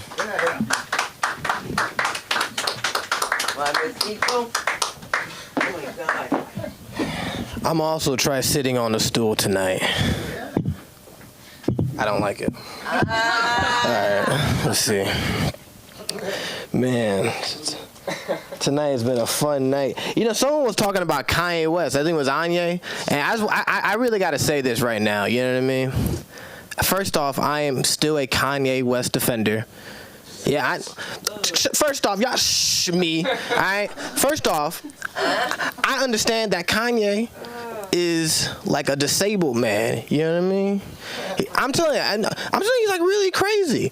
And I mean like full on crazy, like people today, like in today's world, so many of us act like we got mental health issues. You know, everyone always say, oh, we all got mental illness. Nah, that nigga got mental illness. That's what it means. It means you act like him. You know what I mean? Shit, it don't mean you're just a little fucking scad. You know what I mean? I don't know. But I think the real thing, though, is that I think he's still taking a stand against the man, even now. Because if you really think about it, I'm not going to mention him because I know you don't like him. But we're going to call him by the mustache man. If you think about it, this is probably the worst outcome for his ideology. Just some black dude in 2025 going around like, oh, dude's probably rolling in his grave right now. I mean, Big Hit not happy. Big Hit's not happy. That's all I wanted to say about that. Let's see. Dude, you do look gay, dog. Like, this is kind of weird. Look, I'm sorry. No, get away. You were just smiling at me, dog. Like, he was giving me I didn't even mean to like point at you. No, I'm not trying to rag on you, bro. But you know, it's because I wrote down. So I can't remember if someone said something to you or not. It's fucked. I had jokes come up here. I'm not talking about bullshit. But I used to work at public storage, right? And public storage is one of the like worst places to work. It's a truly dead end job where you're just doing dead end work. But I had one thing that made me happy. It was my coworker. It was my supervisor, and his name was just who cares? Fucking name's Andrew, right? And Andrew was one of those old gays. Like he was kind of nasty and like cynical. You know what I mean? Like weirdly, you know, like new gays. He's you know what I mean? He's I found out he was gay because he called his partner. You know, he's like, oh, I date my partner. It's like, all right, nigga, you can't pull one over me. You know what I mean? But honestly though, the thing that made it so funny was he was a functioning alcoholic, and he was like the first alcoholic I ever worked with, And I'm not gonna lie, he kind of turned me on to this shit. You know what I mean? I did not drink. I'm telling you, if drinking with Andrew at the work, bro, was so fun, dude. Getting drunk at public storage with the old gay dude, hell yeah, bro. That shit was amazing. You know what I mean? He used to let me do stuff like just go to the movie theaters during my shift and just watch movies. Yeah, I quit that job. I quit that job for no good reason. Let's see, what else I'm gonna talk about? Oh, everyone talking about how much they like COVID up here. You know what I mean? Which is kind of funny because y'all all like lived in LA. Like y'all COVID sucked. I lived in Vegas. We didn't give a fuck about that disease. You know what I mean? Like 3 months into the disease, I was still doing full contact Muay Thai practice. You know what I mean? Shit was crazy. But the best thing about COVID, though, my personal favorite moment, to be back in the sand, was I used to work at this job where I worked at a group home for like disabled adults.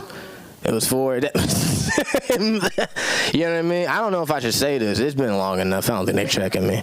And you know what I mean? And working, it was a pretty good job because I guess they thought 18-year-old Social Night was a good suitor to be a direct support staff in the middle of the night, right? And I would be in there, and you know, I wouldn't really do nothing. I just watch South Park. So, man, I don't know where I was going with it. I was pretty much just going to tell a story how I used to fuck a bunch of bitches in this group home all the time in the middle of the night. I used to have that shit going, dog. Like, cause I used to only work 2 days a week. You know what I mean? So I'd be like, that's like 2 paid fucks. 2 paid fucks. I don't know, man. 2 paid fucks. Let's see. Shoosh. Okay, I'll do actual joke. You know, people talking about who's like the toughest people in America. I personally think the toughest people in America are single mothers. You know what I mean? I think they're the real soldiers of America. I really do. They go through a lot of shit, you know what I mean? They got to take care of kids, do all by themselves. And because they're under all this pressure, that's why single mothers tend to beat their kids the absolute worst. You know what I mean? Single mom beatings are a different level of beating. You know what I mean? It's a lot of hate and anger and disappointment in them motherfuckers. You know what I mean? And my mama was, you know, she was the same, you know what I mean? And, you know, I remember we was living in Arizona, and I was kind of that boy cried wolf kind of kid, you know what I mean? I was always like, my stomach hurt, take me home, you know what I mean? And one day, I don't know what happened to me. I get bit by this fucking assassin bug, and my legs welt up. I get these golf ball-sized welts all on my leg, you know what I mean? And I'm begging my mom, I'm going, Mom, please, please, take me to the hospital. I can't go to school. My mom looks at me and she goes, okay, I'll take you to the hospital. But if you're not sick, I'm going to fuck you up. Which I don't even know, that's a fucked up headspace for me as a kid, because now I'm in the back of the car praying to God I have diseases. I'm going, God, please, make me have Ebola, God, the Black Death, God, AIDS, please, anything. Anything is better than an ass whooping by my mama. We get to the damn hospital. You know what I mean? They start running the test on me.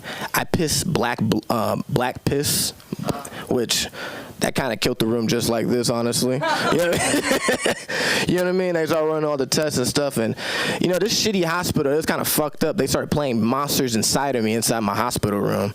So now I'm sitting here watching Monsters Inside of Me, watching this. It's a fucked up story. It's like a 10-year-old girl dies to parasites. I'm like, oh, fuck, is that going to happen to me?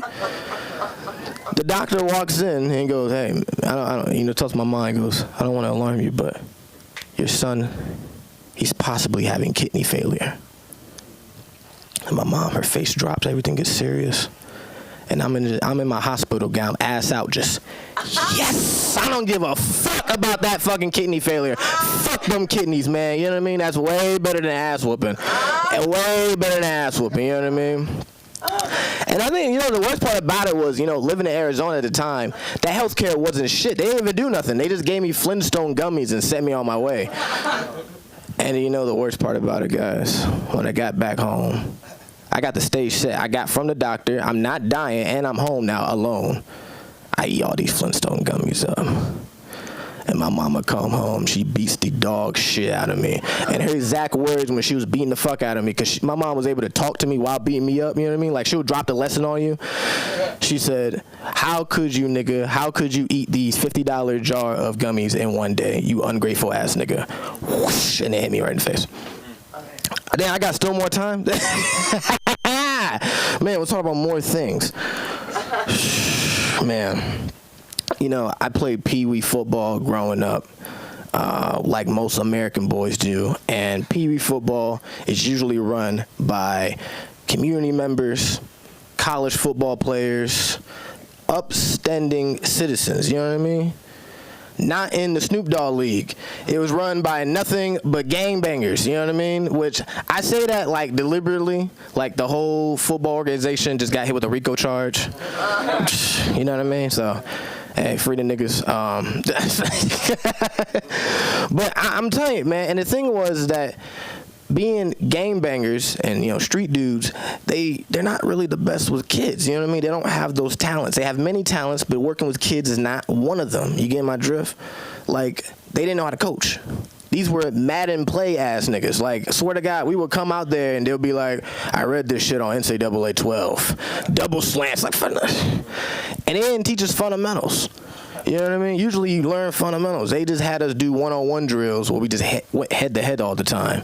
We had this thing on the team where if you didn't have enough marks at the top of your helmet, you were a pussy. Which I don't even know how backwards and retarded that is. I mean, the amount of concussions I had at the age of 11 is alarming. But the biggest thing, though, about these dudes was that they just didn't know how to communicate. You know what I mean? I'm kind of a stupid guy. I was a really stupid kid. I was a AA kid. You told me to go through whole A, and I'm gonna go through whole. I don't know where I'm going with this, man. I'm kind of high. Anyway, man, what was I going with it? Oh yeah. One day, I fuck up in practice. I'm giving them this dumb fucking look, you know what I mean? Because I ain't gonna lie, I was kind of an elitist kid, you know what I mean? I thought I was better than everybody in the hood, so I would just stare at them with like, who the fuck are you, you bug? You know what I mean? While he's cussing me out. Because he's cussing me out for like the 4th time, but I played for the Crenshaw Colts for 3 years already, so I was quite used to it. Man, I don't even know where I'm going with this. I am dying. Dying dicks out here. Man, anyway. He calls me. I don't even know if this is going to hit because I don't even think any of y'all know what a mark-ass nigga is. I just thought about it. I don't even think half the room knows what that is. He knows what that is. He knows that's fucked up to call a kid. You know what I mean? You can't call no kid a mark-ass. That shit fucked me up. I stormed off the field. I said, I'm not taking this no more, coach. I stormed off the field to my mom in full pads.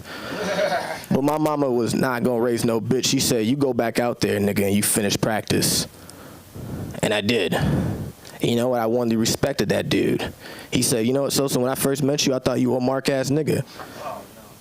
Now, you're a real-ass nigga.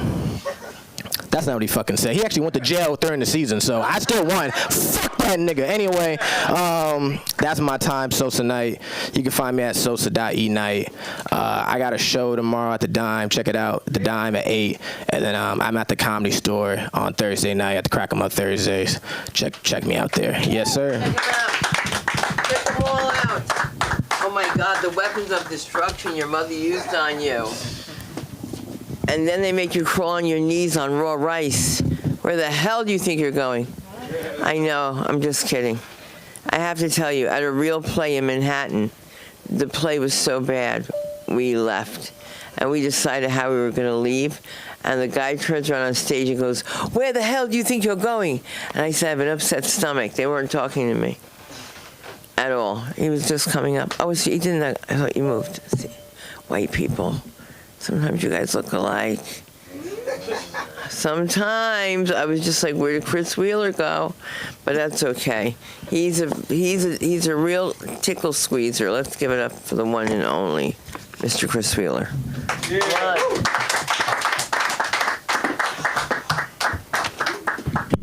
Put together for Sunday. How you guys doing? Make a little bit of noise. Boy, I learned a couple things tonight. I learned that I have a really boring life. With all the things going on. Patty's a magician on meth on a cruise ship.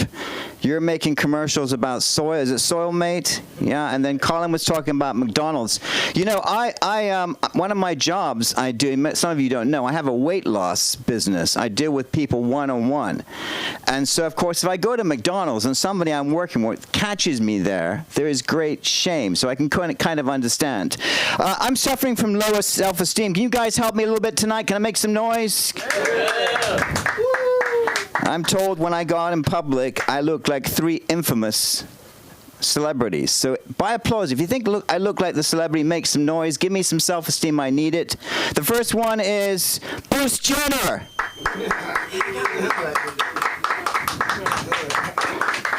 Anyone see any Caitlyn? A little bit? Nothing? Okay. Caitlyn. The second one I get is Christopher Reeve in a wheelchair.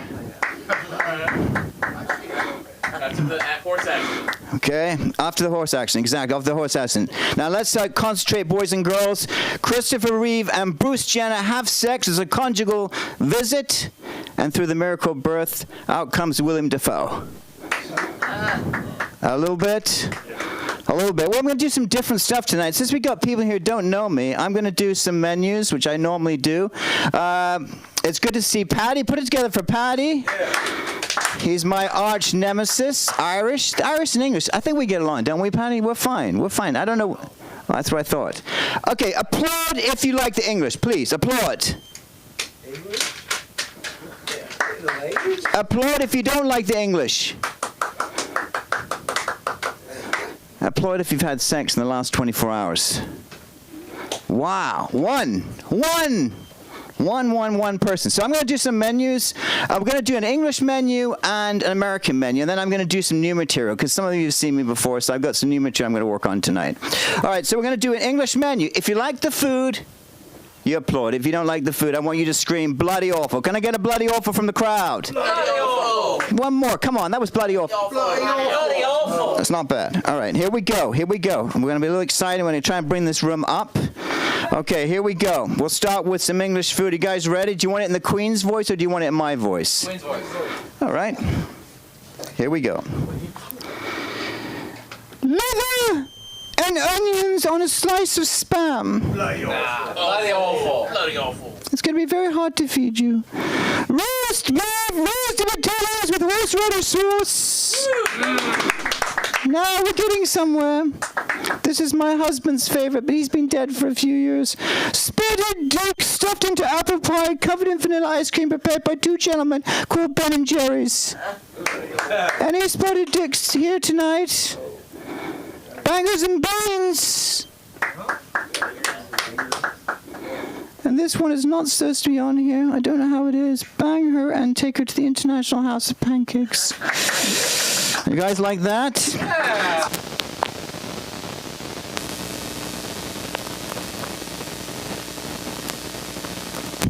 Okay, good. Okay, we'll do a little bit of things. Do you guys like voices? Yes. Yeah. Okay, I'm going to try something. It's very difficult. I'm going to try something tonight. I don't like to get involved with politics. Who likes to get involved with politics? Anyone? A little bit? No. There's a war going on between Ukraine and Russia, right? Yeah. Right. Applaud if you like the Ukrainians. Applaud if you like the Russians. Got a couple of Russian supporters, which is kind of unlikely. Now, tonight I decided, you know what I would do? LA Comedy School. For the first time, I'm going to bring a Russian in here, and you can ask him questions regarding the war. Does that sound fair, Sunda? Can I get some support from Sunda? She's going to give me more than a training bra. Put it together for the ambassador of Russia. Make some noise. Good evening, Ambassador Laparov. Welcome to the LA Comedy School. This is Ambassador Laparov Dmitry from the Russian Federation. It is an honor to be here tonight at LA Comedy School. If you don't mind me saying so, these guys are nice guys. What the hell are you doing here when there's a war going on between Ukraine and Russia? I have been sent by President Vladimir Putin to investigate and to talk to comedians regarding maybe negotiations which could aid Zelensky. So you came out here tonight to talk to comedians to learn a little bit how to deal with Zelensky in those situations. That is correct. And I suppose you want to talk to comedians like me and a few other people in here and learn some stuff about Zelensky. I don't want to disparage you, Mr. Wheeler, but you are chopped liver. I would prefer to talk to Sunda and Paddy and Anye and Mr. White to find information. Okay, very good. So you want to talk to these guys, get a little bit of information. All right, before we go any further, guys, do you have any questions for the ambassador? Any questions here in the audience? We're a little bit interactive. Is it true that Mrs. Brezhnev had a tremendous recipe for Okay, Ambassador, what do you say for that? That statement is most unfortunate. It is true. Brezhnev's wife had an affinity for Bush, not President Bush, if you know what I mean. Very good, very good. Any other questions? Can we get another one, please? One more, and I'll go. The ambassador will go home. What is Putin cancer? Again? Putin window cancer. Let me ask him, what is Putin window cancer? That comedian, Paddy from Ireland, is a very difficult comedian. I'm not sure what window cancer means. Putin may have cancer, I'm not sure. I would like to say thank you for listening to my assertions as a Russian Federation ambassador, but I am staying in the Best Western Plus tonight, room 404, if the ladies want to come to me. Thanks. Put it together for the Russian ambassador. I tried that for the first time. It's a difficult one. I think it's kind of difficult. Look, one word, one action can change everything, right, in your life, right? You go outside and there's a cop car out there. I throw a rock. The guy comes to me and says, Mr. Wheeler, we're going to put you in jail. They put me in jail. The inmate takes a fancy to me. We have a conjugal visit there. I enjoy it. I leave it gay and I move to West Hollywood. One word can change everything. You get an airplane. I like the window seat. Who likes the window seat? Anyone like the window seats? I like to see myself crashing. If I'm going to crash, I want to be able to see it when I go down, right? So I'm in the window seat. I get in there. My friend Jack comes onto the plane. I go, hi, Jack. They deplane everybody. They put me in jail. They put me in with Jack, and we become gay, and we're both moving to West Hollywood. What was the other one? Oh, yeah. I also like to fly frequently. Anyone like to fly? Okay, I like to fly. When I get to the TSA, they say, Mr. Wheeler, you've been here a couple times this week. Did you pack your luggage? I said, no, my ex-girlfriend packed it. I'm going to have to take you for secondary screening. They take me for secondary screening. They check all my cavities. And I enjoyed it so much that every time I go back to that airport, I say my ex-girlfriend packed my bags. One word can change everything. I got the light here. I'm going to still continue to go on. I'm not stopping. I went to a monastic school. Anyone been to a monastic school? No, no one has. He probably knows about it. 1,100 boys, 3 girls, 2 were lesbian, 1 was lesbian bisexual. And people say to me every time, Mr. Wheeler, Mr. Wheeler, Mr. Wheeler, God, give me the damn question. Did the priest get you, have sex with you in any way? And I said, unfortunately, no, I wasn't their type. There were no girls. The boys in the school had to take things into their own hands. You guys understand that one? All right, I've got a few minutes. Do I have a minute?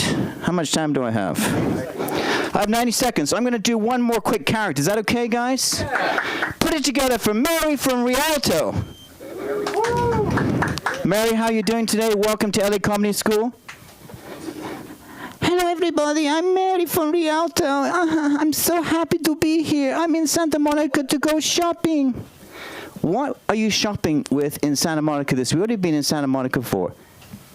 I have been down at 3rd Street Promenade to buy panties. At Victoria's Secret, it's 2 panties for 1. I buy 10 panties, I get 20 panties. Okay, very good. And you enjoying yourself over here? I got a laugh over there. Very good, a good laugh. How much time do I have? Am I done? I think I'm done. 40 seconds. I will just say I'm going to be at the Ice House on June 27th. I'm going to be at a film festival on Wednesday. I'm going to do all clean comedy. I got to take all the dicks out of my thing. And Saturday I'm in Victorville. My name's Chris Wheeler. I'm on Instagram, Chris Wheeler Voice. Put it together for Sunda. Put it together for all the people here.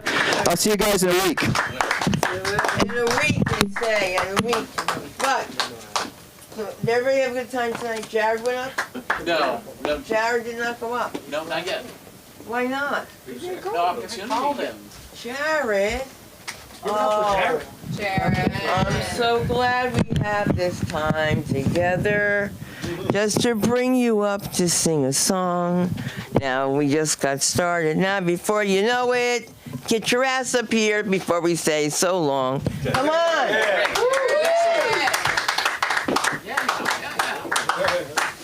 All right, it's good to be with you guys. You know, I was bound to come to Los Angeles. I've only been here for about 2 years now, kind of making some adjustments to it. I have not seen any celebrities, but I think people, like I said, people have confused me with Cam from Modern Family, and I think some woman, I had to talk her down, and just because she was looking pretty starstruck there. But I don't know, when these kinds of things happen, I just know I got to step it into high gear. Has anyone done those stairs in Santa Monica where you go up like 100 vertical feet? They're the outdoor stairs, and I don't know, they're grueling. And I don't know, I'm training to hike Grand Canyon in October, and I don't know, the way things are headed, I think I'm anticipating a burro kind of being placed on the back of a burro to get me up the canyon there, because I'm hiking these stairs and I've got like one arm over the other, you know. By the 8th lap, it's just like it's grueling. I think people are getting ready to call for emergency assistance there. So, but I'm making it. I'm devoted. I've been through a bit of a stutter in my step here. I'm going through a divorce right now. And it's rough. We've been married for 25 years. Just to give you a sense of our attachment styles, she's definitely more avoidant attachment. We both moved here to LA about just over 2 years ago. She took a job in Kuwait. She's an art historian. And I don't know, finding placement in that field, that is like finding a needle in a haystack. But just to give you a sense of definitely a more avoidant attachment style, because just to give you an idea of what Kuwait is like the hot, the full bearing of the sun, like beating down on you. It's right on the equator. It is like the sun is on you like a laser beam. And the roads of Kuwait, it is like Mad Max Beyond the Thunderdome.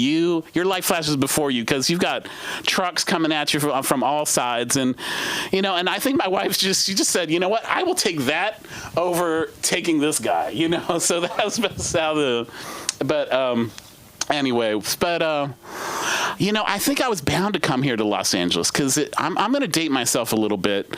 I was on a PBS daytime program in the late 70s called Romper Room. This was like a kid's show, and they had you on there for about a week, cycle you through. But I've got my taste for being under the lights, contributing to the arts, if you will. I mean, this is like the National Endowment for the Humanities right here. And now I feel like I'm back. I'm back on the scene after kind of being on a 40-plus year hiatus. So here I am in L.A., getting into the comedy scene. And it's been fun. I've enjoyed it. It's, I think like going through divorce provides some pretty great material because, I don't know, there's... Yeah, because I don't know. I think like being a child actor, like my experience on Romper Room set me up for being a child actor. But I was able to kind of bypass that. I mean, I wasn't anywhere near Hollywood. I mean, this was filmed in south of Baltimore. This was in Baltimore area. So I was able to, have a normal upbringing. Didn't get into... the trials and tribulations of a child actor, but I think this divorce is definitely putting me through the ringer here, and I'm fighting off the urge to get a big neck tattoo, just get laid out on drugs and just like fall prey to a bunch of alcohol. But no, I'm fighting it. I'm fighting it. I'm this Mormon kid who's just like I'm committed. I'm going to get through it. I'm going to come out better on the other side of this. I'm confident of this, but. Yeah, so, anyway, it's, I don't know, I'm thinking about, like re-entering the dating scene. I don't know, I'm much more, I'm at age 50 now, and so these are going to be women going to be a lot more set in their ways. They're going to have mountains of pillows I got to deal with, and like a little dog named Pookie there who's going to be all decrepit, and I'll just have to look past some of these idiosyncrasies. But I mean, don't get me wrong, I'm not my 20-plus-year-old anymore either. So it's going to be good times ahead, I'm sure. So. Anyway, so I'm dealing with this persona of Cam on Modern Family, and I'm just like, if there's a Hollywood actor I can like more work towards, it's definitely not going to be Cam of Modern Family, because I can't, I don't see him like creating a lot of burning desire in women, and that's like going to be my new scene. So I got to be hitting stairs. I got to be, I don't know, just eating right, not going to McDonald's so much. I'm really close to one at home, and I've just got to like fight the urge to just like get down to just what I need. Just don't need any more than absolutely necessary. So I've gotten back into jump rope, which is I don't know. And this is this is comedy gold here. This is but this is good stuff. I did jump rope. I actually dropped like 50 pounds doing jump rope once, and this was on and I've got this weighted jump rope. I mean, it said like a 3-pound jump rope. You throw that thing around, your heart feels like it is going to beat out of your chest. Like it needs to be like, it's going to pop out, and they're going to need to get a club on it to beat it down. But anyway, yeah, just got to focus on the work, focus on doing the good things, So, hey, I've just, I don't know. There's one thing, in dealing with my ex-wife, or I don't know, she's in Kuwait, so I'm dealing with these phone calls, and she's calling me late at night because, like, we're totally out of sync time-wise. But it's funny how, like, this woman who was so whimsical with money and stuff, now post-divorce, she's just, like, on it like a master accountant. She's like a forensics degree in accounting and how we divide assets and everything. But anyway, hey, just really enjoyed this. Sunda, thanks so much for this opportunity to speak, and thank you all. Thank you. And exactly what was your social media again? No, I need to establish that. All right, so I'm new, yeah. So until then, you can find me here, but always have a place to be found. Even though I'm halfway sleeping, I'm still awake, okay? You were so funny. Oh, my God. Oh, my God. We have to get you in the room with the Spanish guy crawling on the raw rice while Hunter White is taking pictures. It's going to be great. It's going to be a show like no one's seen before. I want to thank everybody for coming out. In case you don't know what we do here, a little bit of everything. We have podcasting that goes on here, self-taping that goes on here. We have the Writers Club with Dustin Chapin, and of course we have the Film Actor Shop. And all you guys that are doing this stuff, you have to take an acting class. Why? Because you think you know it all until you get into the room, and then you start putting your take on it, which they didn't ask for, and you're out of a job. And I know that, because I'm always out of a job. All right, but I worked my ass off the other day. I have to tell you this, guys. I had to make believe that I was in a pool of water in front of Aaron. I don't prepare him for this. I'm in a bathing suit, okay? So he's making believe nothing's wrong. He's like, she's crazy, but I'm not going to acknowledge it. I'm like, hey, Aaron. He's like, hey.